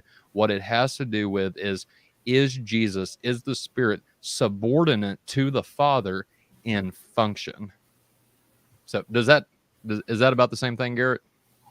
Yeah, something like that. Yeah. I'm going to get in trouble with the words, and I know we're trying to be careful, but there's a broad sweep of people. I would say the direct answer to the question, I think, is no, because my understanding from Pageau is he's getting all of this from Genesis 1, and something of that nature and nuance would not be present in Genesis 1. You get God speaking and the Spirit hovering. It'd be difficult to bifurcate all of that and line it up. Right. I think Philip's on point. Yes, because Pageau is speaking of hierarchy and order. So, yeah. Yeah. So in terms of hierarchy and order, seeing the way that is this often represented, the Trinity represented as a triangle, and the Father is always placed at the top. I think that's an appropriate way to understand imagistically what it is that we mean by the triune relationship, or let's say the roles that are being played within the three persons of the Trinity. But when we get so far thick into the weeds as to say something like, is Christ mediation between the Father and the Spirit, or is the Father and the Christ on one level and the Spirit is the triangle upside down? I just thought of that. I'm not sure that necessarily comes into what Pageau's explaining, but I can see why that would be a relevant question given the emphasis on the ontological hierarchy, elevation, and so forth. And yes, I think it's appropriate to say that the Father would be at the top and the Christ is actually, let's say, if you could think of it this way, right? Like the Father is at the top, the Christ is the center or the place of manifestation, and the Spirit is what's granted to us here. And so hierarchically that way, in the same, let's say, the shape of the mountain, right? The Spirit is the thing that we have access to most directly. And through him, the Spirit is in us, in Christ. And so Christ is the mediator between God and man, the Father being the top. I think that's what he's asking. And so in terms of this image and how it's being presented, that would be relevant. But I don't think that he's necessarily going to be like, I don't think that Pageau would make any necessarily dogmatic statements about that kind of thing as far as that goes with the image that he's using. Right. So I like I said, I'm not sure I'm understanding the question entirely, but I think given what Gerritt said and Philip's agreement with that he's talking about the hierarchy and order, right? In terms of that image, let's say, right? Like the Spirit comes to us here on earth at the lowest point. And then the Christ is that place of manifestation, that bridge between, thank you. Okay. Thanks, Philip. The meeting place of spirit and flesh is the Christ. That's what the incarnation would be. That's that claim. He's the manifestation of God. He's the perfect image as Hebrews would say. Right. And so I think that's what he's getting at. And so I think that wouldn't form a lot because of that image. And it would make sense that, let's say, the tree of life being at the top of the mountain would make sense because that tree of life is representative of, let's say, the cross and Christ bringing life through the death, right? So death in the image. Let me see if I can pull this up again because I have this here on purpose. This image right here that Pageau made, right?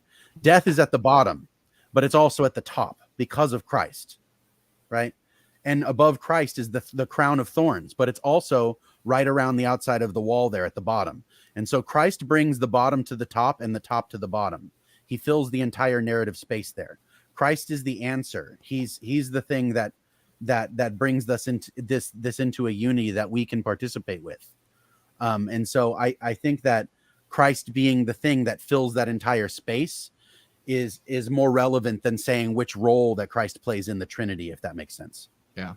I will say this and then we'll jump on to the next clip because, guys, I got to run at an hour 45-minute mark and I want to hit this next one. But I wonder if that's why we see all of the examples of the Trinity, right, on that little triangle. We all know it, like the Father is not the Son is not the Spirit, so on and so forth, right? I wonder if that's why it's upside down. So there's no really confusion about, putting God the Father up at the top. You see what I'm saying? But anyway, that was just kind of the thought I was having while you guys were talking about that. But all right, let's go. On the hierarchy of beings, there is this need to cover ourselves more, right? And it's not that hard to understand that. It's not that hard to understand it. I always talk in my talks about the garments of skin, trying to understand what that is. What does it mean that Adam and Eve had to cover themselves with garments? And it really does have to do with this moving out towards death. So in the garden, they were self-sufficient to the extent Sure don't that see they those were angels only in the medieval dependent paintings. on God. And as they move away from the garden, then they start to become dependent on, they start to have to deal with the outside world more and more. Right? The reason why God gave Adam and Eve garments of skin was to encounter the thorns. God said, because of your fall, the trees will start to produce thorns. And so the world will be hostile to you. And you have to cover yourself in order to face that hostility. So you add a layer of clothing, right, to be able to face the cold. Then if you want more cold, you go further out into a place where human beings, it's more difficult, where the world is more hostile to you. You add a house. And if you want to go further out into a world that's hostile to you, you add a wall to your city. You add this and that, and you add technologies in order to supplement your existence out in the world of the hostile world.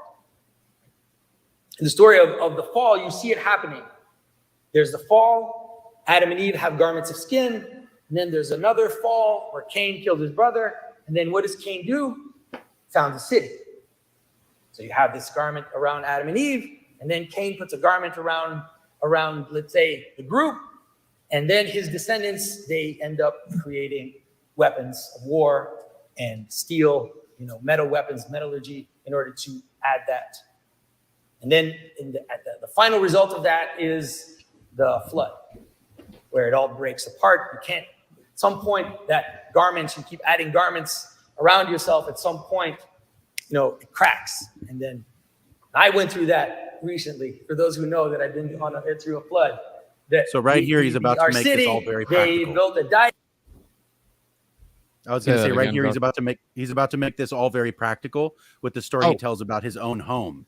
The way that he was just talking about garments of skin and these protections and things. And eventually you add too much or you rely on it too much, it cracks and the flood comes in. Don't get complacent. Go ahead. Okay. Like at the end of our city, because they used to get flooded, and then they started to trust that dike completely, and everybody forgot that the dike even basically existed. It was like, this is just normal world. As the waters rose and rose and rose, and at some point the dike gave in and the water came in. So these garments of skin, which are immediately described by the fathers as our physical bodies, that are fleshly bodies, are the first garments of skin, that we all know that those they give us protection for a while, but they're gonna break apart. You better do what you need to do while you've got them, because at some point they're gonna go away. Okay, pause real quick. All right, so he just went over the idea. Can you guys hear me? My internet's kind of breaking up a little bit. Okay. No, you're good, bro. Sound good. He was just explaining more about the idea of the garments of skin and how they're both protection and weakness, right? And so the way that they end up being stacked up is the way that you asked specifically, and Gerritt answered. I think the first garment of skin in the garden is actually mortality, these flesh bodies, right? And so it's kind of like, let's say, entering into history, right? Coming from that place of perfection and entering into a place, like he said, that's hostile to you. So the further away you get from that tree of life, the more difficult life becomes. And we have to supplement that difficulty so that we can function in something that feels like normal, right? And so the garments of skin that we keep adding to ourselves amount to something like even the Tower of Babel is a synthetic attempt to get back to the high place. That's like a garment of skin, but it's not one that was given to us from above through that emanating principle like Gerritt was talking about. It's one that we tried to build through emergence from the bottom up to try to reach heaven in our own way. It's synthesized. It's not real, right? God gave Adam and Eve their garments of skin, and then using that same principle, he talks about Cain killing Abel, and then Cain founds a city, then his descendants become the artificers of weapons of war. And if you think about it this way, like a king is at the center of a city, and outside the edge of the city is the walls. And then if the king wants to expand himself further, he uses an army as like another garment of skin on the outside of those walls to move further out. Yep. Right. But if he tries to do that too much, he'll wear himself thin. It'll break down. And then what happens if the army is insufficient and another army comes in is the same thing as what happens if that dike breaks down and the waters flood your house.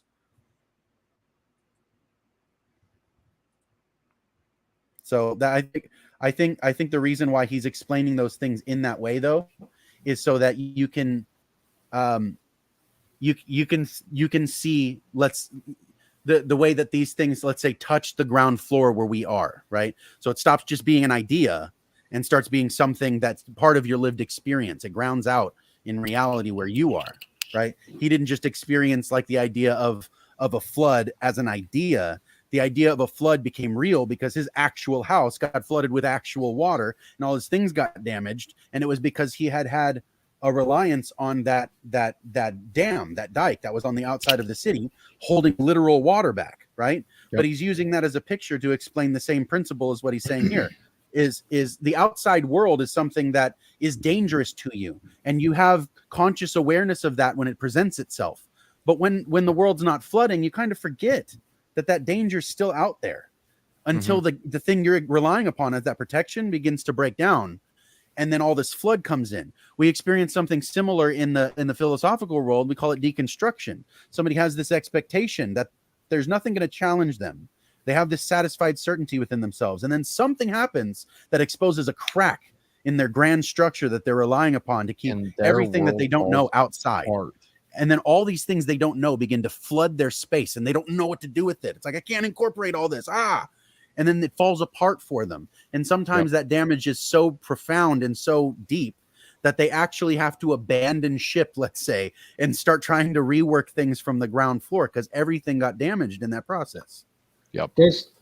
There's another way the reality of what he's saying here. And I love the idea that he brought in the Genesis 5 genealogy or no, Genesis 4 genealogy there with Cain's lineage and the descent into technology. So it's really interesting. Vervaeke talks a lot about these things and these developments throughout human history that have one of them being, say, the axial age, where writing became this thing and writing really helped us expand our cognition and extend it in a way that just fundamentally transformed human society. But if you think about from a technology perspective, and I know, Davidson, you've talked a lot about this, is these coverings are also the technologies we use we exact, the way Vervaeke talks about this is brilliant because he talks about, is the pen, when you're writing with the pen actually becomes part of the body from a mind's perspective, and you write with the pen. So in the same way, we have these technologies, we rely on them, but they also make things more comfortable for us, easier for us. Mm-hmm. It's interesting in the modern age how much time we spend trying to make things easier for ourselves, and I think there's a good intention and a good drive to do that. But this idea of the dike being forgotten about, I think in the same way we can develop and fall into these technologies, which perhaps are a little bit more mature than what we're ready for. And in the same way, the flood comes from a different perspective, right? So you could say today with the social media technology and the fact that it's in everybody's hand is now causing a flood of a different type, hitting everybody on an individual basis, on everyday basis. And the chaos that is resulting from this is really beginning to swell because you don't have one emanating principle. You don't have one aim for everybody. In fact, you don't even have one aim in any given family. You have every individual in that family with their own source and their own feed and their own flood. And they're all preparing differently, you could say. So it's actually even disrupting the aim of the family or the community or the nation in general. So I find this really profound and really applicable to what we're talking about today. And I'd be interested to know what Richard thinks about this idea of this idea of covering yourself with more and more stuff as you come say farther away from life. And before you do, if I might, I love the idea that Christ comes into the bottom and goes all the way down to death and then redeems even that bit and crowns it with his victory, right? It's through death he defeats death. He wears the crown of thorns as the victory. And I know he talks a little bit about this later, but this technology, this isn't an evil thing. It's a neutral thing, and we can use it for good, and we can repurpose it and bring it back up the mountain. And I think this conversation is an example of us doing that exact thing with some of this technology we've added to enhance our abilities, you know, right? To enhance our nexus of potentiality. So Yeah. Just some thoughts. Yeah. I'll just say this real quick. I don't know if idolatry is the right word, but I'll just say it with it. Complacency can turn into idolatry real quick. Dr. Pageau will talk about not forgetting God later on down the road, especially whenever all of these storms and all of these trials and all the things that we all face, whether you're Christian, whether you're atheist, whether you're Muslim, Buddhist, it don't matter. We all face problems. We're all in the same boat, right? And whenever the storms come, so to say, right, we're all familiar with Peter walking on the water whenever he takes his focus off Christ. I love what Pageau says about how God is the center, right? That your heart's the center. And when God feels that, whenever we remember him, you hear the church fathers talk about remembering a lot, right? As Pageau says. But once that forgetting kind of happens and we take our eyes off of the main thing, as Josh likes to say, you know, and we do become complacent, that's when disaster strikes, y'all. And let me just give a very, very real example. I'll talk about this just for a second. But those of you who know me on a personal level, you know I work in the rail car industry. And on April Fool's Day this year, and no, this is not some sick joke, but on April Fool's Day, we had a guy die at our work. And after the investigation, we can talk about, you know, at the time we didn't know really what had happened. We just know that he inhaled a bunch of hydrogen sulfide. That smell, you know, that people say is sulfur, that smells like rotten eggs. That's what I'm talking about. He took a straight hit to his dome, man, and it stopped his heart, and we dragged him out. I actually participated in that, and I'll never forget it. But long story short, the guy ended up dying. And what we had come to find out is that somebody pencil whipped the paperwork. Somebody did not ventilate the car as it was supposed to be. And all of these different things happened, right? Because we were complacent. Not just one guy, the whole team was complacent that day. And so I say that to say this: complacency can be deadly. Don't ever get too complacent with anything, because one day when you're least expecting it, I promise you, a disaster strikes. And at the end of the day, I said it last time on Faith Unaltered, and I'll say it again. The reason I can lay my head down at night on that pillow and go to sleep and actually rest after the worst day that can happen to me, I can still go to bed and lay my head down on that pillow, because I know with 100% Cartesian certainty, right, that everything that happens to me is making me more like Christ. Every single thing, good, bad, and the ugly, all of that makes me more like Christ. And he didn't promise to get it out, or to get us out of those storms. He didn't promise that we would never have to go through those storms. He promised that he would be with us through those storms. And if we don't take our eyes off of him, I promise you, you will get through it. Period. End of subject. Sorry, I didn't mean to kind of go on there for forever, but No, you're all right, bro. I'm gonna, I repent. I lied a while ago. Like I said, I had to go the 4-hour 45-minute mark. Now I can go to 10. So I'm enjoying this, Gerritt, and I'm glad that you jumped on, as well. And I'm enjoying the conversation with Richard as well. So I can go for a little bit longer. Well, Gerritt asked a question specifically of Richard about the garments of skin. So go ahead and answer, Richard. Yeah, I think throughout history, much less human history, but something new happens or emerges, however you want to say it happens, whether a deity makes it happen or emerges for some other reason. And when that thing emerges, the rules change.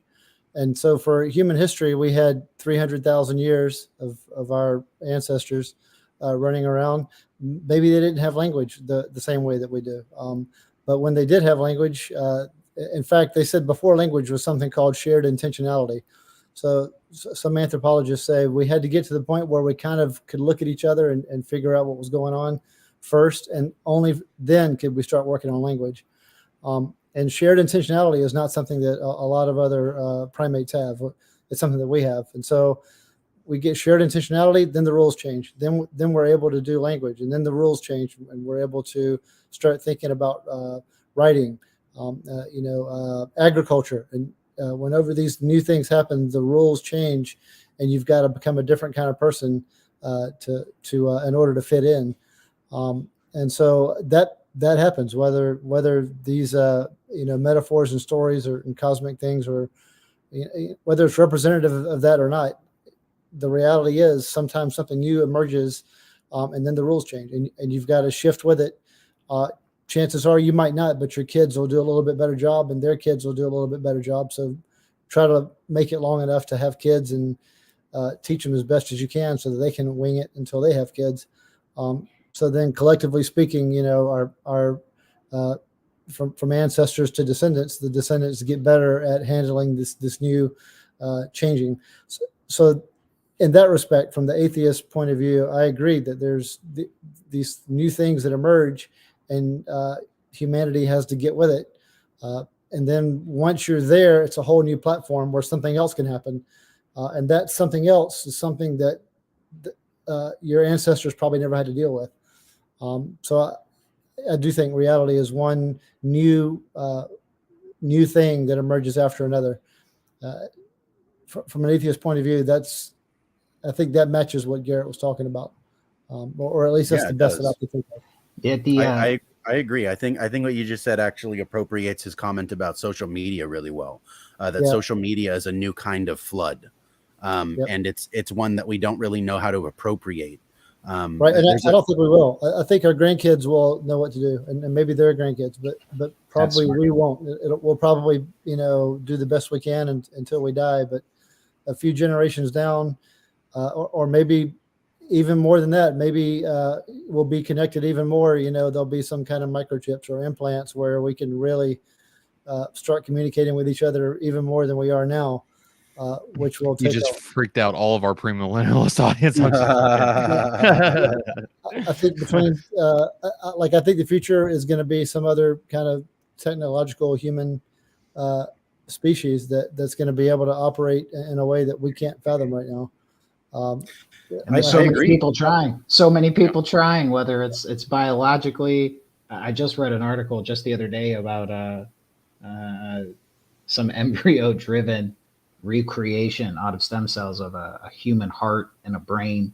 Yep. And I forget something else. That's interesting. And then AI and cybernetics is working on this tirelessly day and night. And you got people like Tesla over here working on Neuralink. There's a very, let's call it a rich, just because it's rich from the amount of resources being poured into it at a minimum environment for that to grow or emerge out of.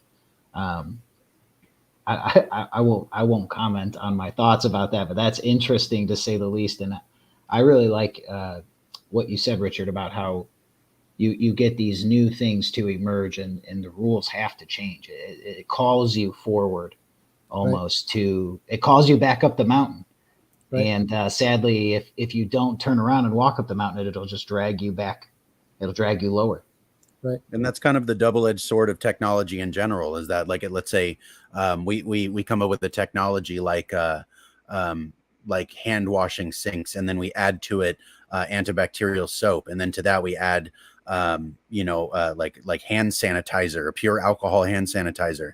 And yet they'll tell you that if you use that too much and you give a lack of exposure to your hands to the amount of germs that are actually out in the world, you're doing yourself a disservice, because you don't actually get the exposure that your body needs in order to fight itself naturally. And so that garment of skin becomes not just a strength, but a weakness, and it cuts back against you. And so there are things that we can, like, we use something to supplement our weakness in the world because of something new emerging. And then we overdo it because, you know, we're our fear of death, right, Gerritt? Like we have a fear of death, and that's why we sin. It drives us back into sin every time because we notice ourselves slipping back down that mountain. We go, no, we need something to supplement the height. We need to build back up. And we play this Tower of Babel game over and over again, right? Some of those things are for our benefit. I'm not saying that medical science doesn't have a profound benefit, but it also can be a detriment as well. You know, it's like, how many people in the ancient world would have played the role of a hypochondriac? Not as many as who would be in the modern world, I expect. They didn't have the same kind of awareness of those things at all. And it wouldn't have been the red flag plaguing paranoia that it is for some people now, because that awareness wasn't there. There would have been a different kind of fear. Let's say people were afraid of, you know, witches that would curse the crops and their friends and neighbors. People would randomly get sick, and you'd think, oh, we'll deal with this contamination. It's like that same pattern was there. It just mapped onto things differently. And we've made it something, like, we've almost built onto it something that can really like grow that fear, right? Like that, because there's always going to be that fear of contamination, right? It's the reason why you put locks on your door. You don't want what's outside coming inside. Like, what? Let me run for just a second. I'll be right back. Yeah. Oh yeah, go ahead, bud. But yeah, this is one of those areas where it reminds me of the diet science from the 80s, where they invented things like Diet Coke and all this, right? Like the challenge is the multiplicity and the complexity is infinite, right? And I know Pageau always uses this, I think he got it from Faithiest. It's combinatorially explosive, just every potential. You know, you never actually, I think Peterson said this, you never actually see an object, like the whole thing. You can't do it because there's too many perspectives, there's too many angles, there's too many light reflections and how the light's refracting off it. Like, it's just too many. And so you can't ever see the whole thing. And so the danger we have in the scientific world, which, you know, look, I have a degree, I'm a bona fide scientist, it's just in the field of finance. So I get the mission, right? I'm sitting here doing this all day just with businesses and books and stuff like that. But the idea is, you know, the danger there is being overly arrogant or confident that you have the full vision of the full thing, and everything in life is so connected to everything else. I mean, a human being is a great example. You know, one human's life touches so many. You know, imagine at the genetic level. I mean, all of these things are just really, really profound. And you know, now we know diet soda isn't good for you, and all these fake sugars aren't good for you. You know, and it's nice to know that now, right? But it takes time to understand that, and that's just where I worry from that perspective, right? Is we get a perspective to remain humble in light of those discoveries, which are amazing. I mean, the discoveries we're making on a daily basis are amazing. And the time that it takes also to know whether or not something has been successful is the time frame in which, let's say, it's not success that's our teacher, it's our failures that are our teacher in those moments, right? It's not like, oh, I found this thing, but we found the answer to everything, and then you come to find out, like, what you thought was going to cure cancer has so many side effects you can't actually even use it, right? Like, these. Go ahead. I love Richard's point. Like, hey, look, the rules changed, and some of these things, like, it's a great way to think about it, right? Like, hey guys, the rules have changed. It's time for us to slow down, have a dialogue about this. And I know dialogue is like a dying art form in the world today, but it's important to do that. And I think that's a really simple way to say that I think is really good. The rules are changing. That's why we're trying to bring it back on Faith Unaltered and CSG. So we welcome a lovely dialogue right here. And actually, for our listeners right now, we're starting to get a nice little handful of people watching this. So if you guys and gals got a question about what it is we're talking about, I know probably most of you, maybe not, maybe I could be totally wrong, and all of you are Eastern Orthodox and know exactly what we're talking about. But if you are a little confused, maybe, you know, don't know exactly the terminology that we're using and things like that, I am a novice, so I don't. So I've got to clarify questions, you know, and ask questions. And so if you all have any questions, please put them in the comments. Put at Faith, or wow, we're on CSG. Sorry, that's a habit. Put at the Complete Sinner's Guide in right before the question, and then that will help us filter through those as we continue. I'll be looking at those for a little bit. And if y'all got a question, man, just post it in the comments, and we will be happy to answer it. Not only that, but if you have not subscribed to CSG, make sure you hit that big old subscribe button and click that notification bell right beside of it to get all. And then you got to click all to get every time we upload a or go live on YouTube, on Facebook. You will get a notification that lets you know that we are on, so you don't ever miss a episode of CSG. Not only that, I do want to plug the podcast. You can find us on FM. Oh, what is it? Fireside.fm. I haven't been there for a while. Almost forgot it. Fireside.fm. You can find our podcast all over Google Podcasts, Apple Podcasts, Spotify, Audible. We're everywhere. You can catch all of our old shows there. I will be uploading newer shows just like the ones we're doing right now to the podcast once we get a handful of them. Josh is doing an amazing job at running CSG while I'm on a little bit of a hiatus with Faith Unaltered. It's my main project, and y'all know that. But I love jumping in here and doing these different episodes with CSG. CSG is always going to be my baby.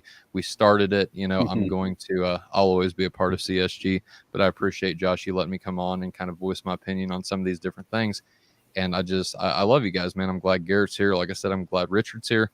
And man, y'all, I'm having a blast. That's why I can't get off here. Like, it's 10 o'clock already. It's 10:06, and I cannot get off here because I love just listening to you guys. I don't care if I've got to be up at 4:30 in the morning, right? Like, I will practice what I preach. I will keep God the center of my focus tomorrow while I'm just sludging it out through work, and I know I'll get through it. So with that being said, guys, are we ready to go ahead and play the next clip, or is there anything else that you guys want to add to this? Should we call this part one, because we've been at it for 2 hours? I'm down. I mean, if you guys are, Josh, I know you're running it, bro. So you just let me know, but I'll go whenever everybody else does.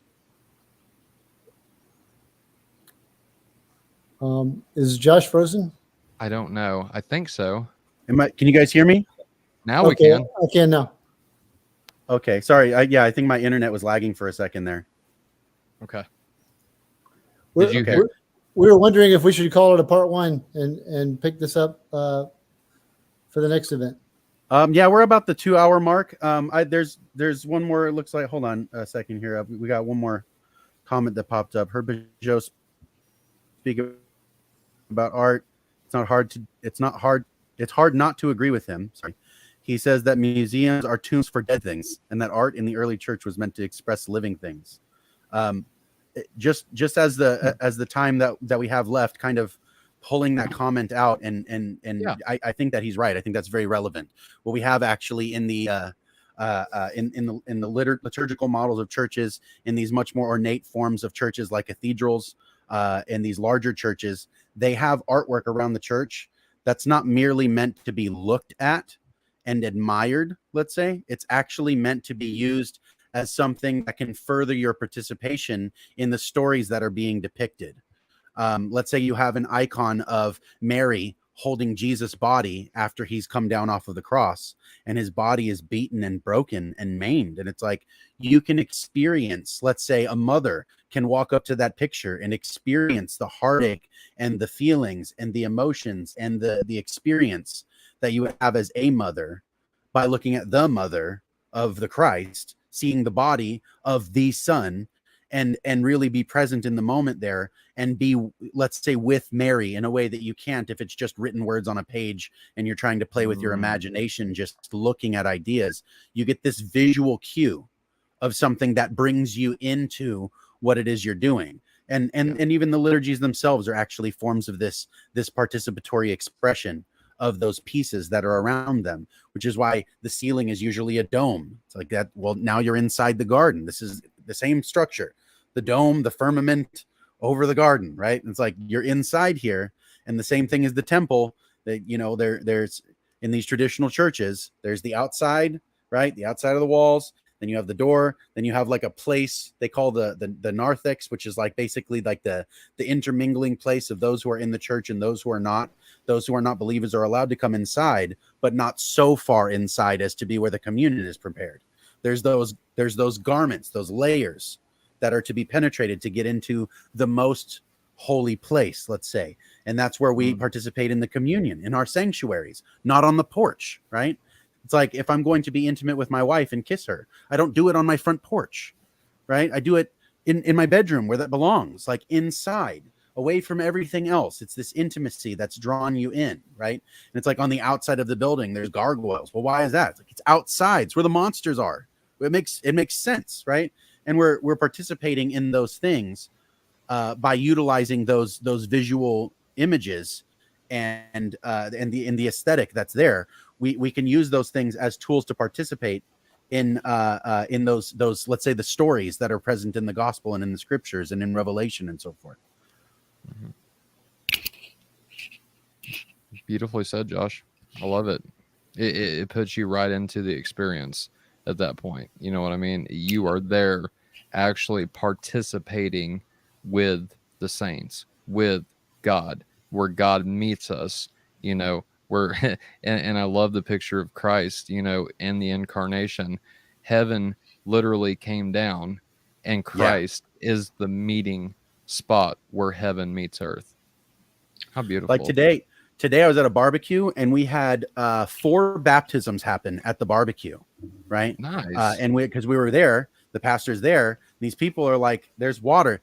I want to be baptized too. Because we had one person like that asked specifically to be baptized, right? Yeah. And then while that one person was baptized, my pastor said, is there anybody else here that has made a commitment to Christ that wants to enter in? Would you like to come be baptized as well?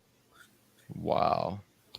It's great. Like, why in the world, you know, like, how is the baptism different than just swimming in the pool? It's like, you're not just swimming in the pool. You're participating in the death and resurrection of Christ in this way.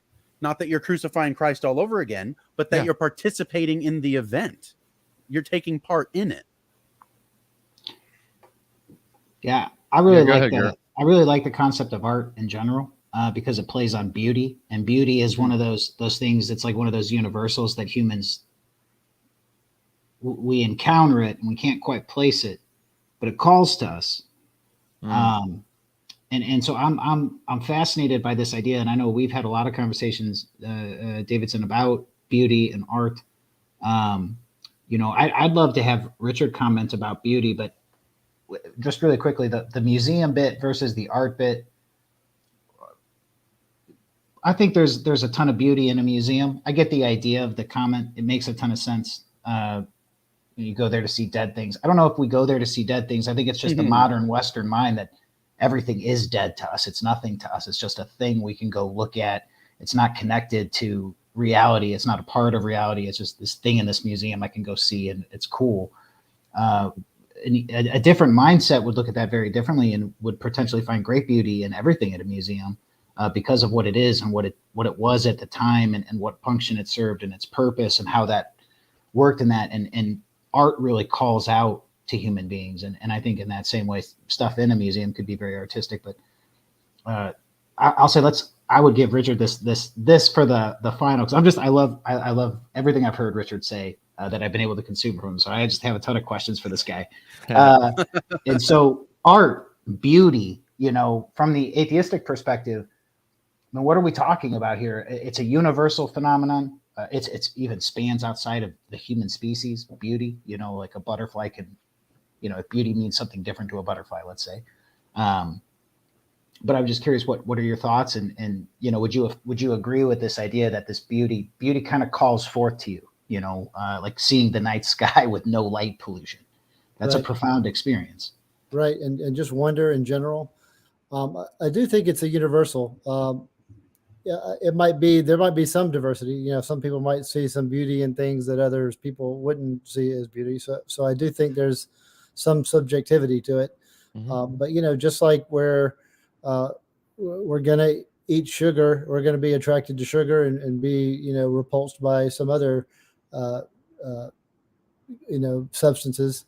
I think there might be some things that every human on the earth would be like, wow, that's amazing. There's some kind of attraction there and some kind of universal things that we would find repulsive. Whether that's because over generations, only the people that would be attracted to those things have been able to make it. And and only those who are repulsed by those things would be able to make it.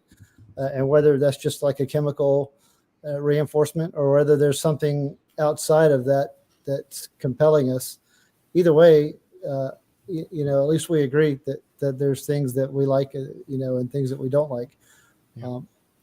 I don't know that means there's objective beauty, but I would agree we at least respond as if there is, at least to a lot of things. That's kind of my answer to a lot of things, is that we act as if some things are true, even if they might not be true.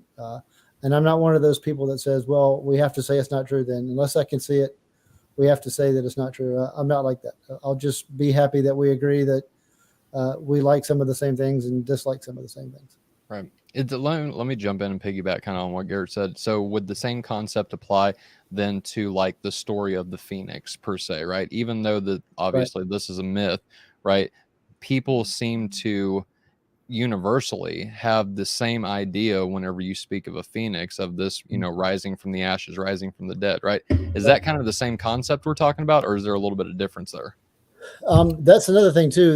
You know, Jordan Peterson talks about this too. There's some narratives, there's some story narratives that we all kind of universally respond to.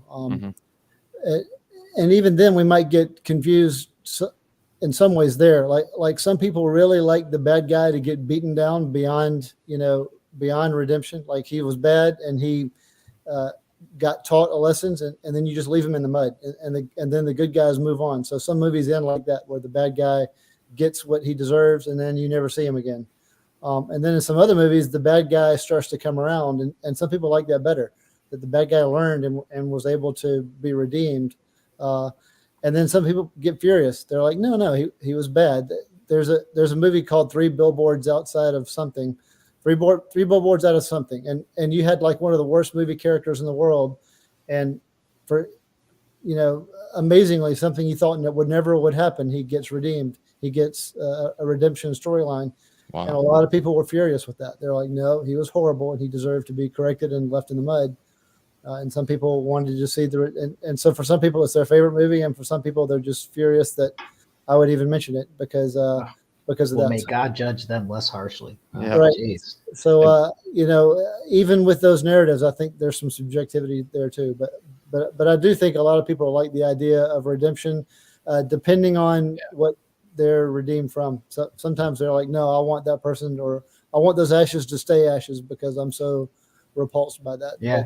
Right. Don't forget about the people that just want to watch the world burn too, and they're rooting for the bad guy. I watched the Batman. There's those folks, right? But one of the things they talked about was music, and how you could take music to a tribe who doesn't have any concept of the music you're about to play for them, and it could say be a really melancholy tune, and you could play it, and they don't even understand the words, right? Because it's a different language, but it imprints on them, like they understand it. It speaks to a different part of the human being, this beauty.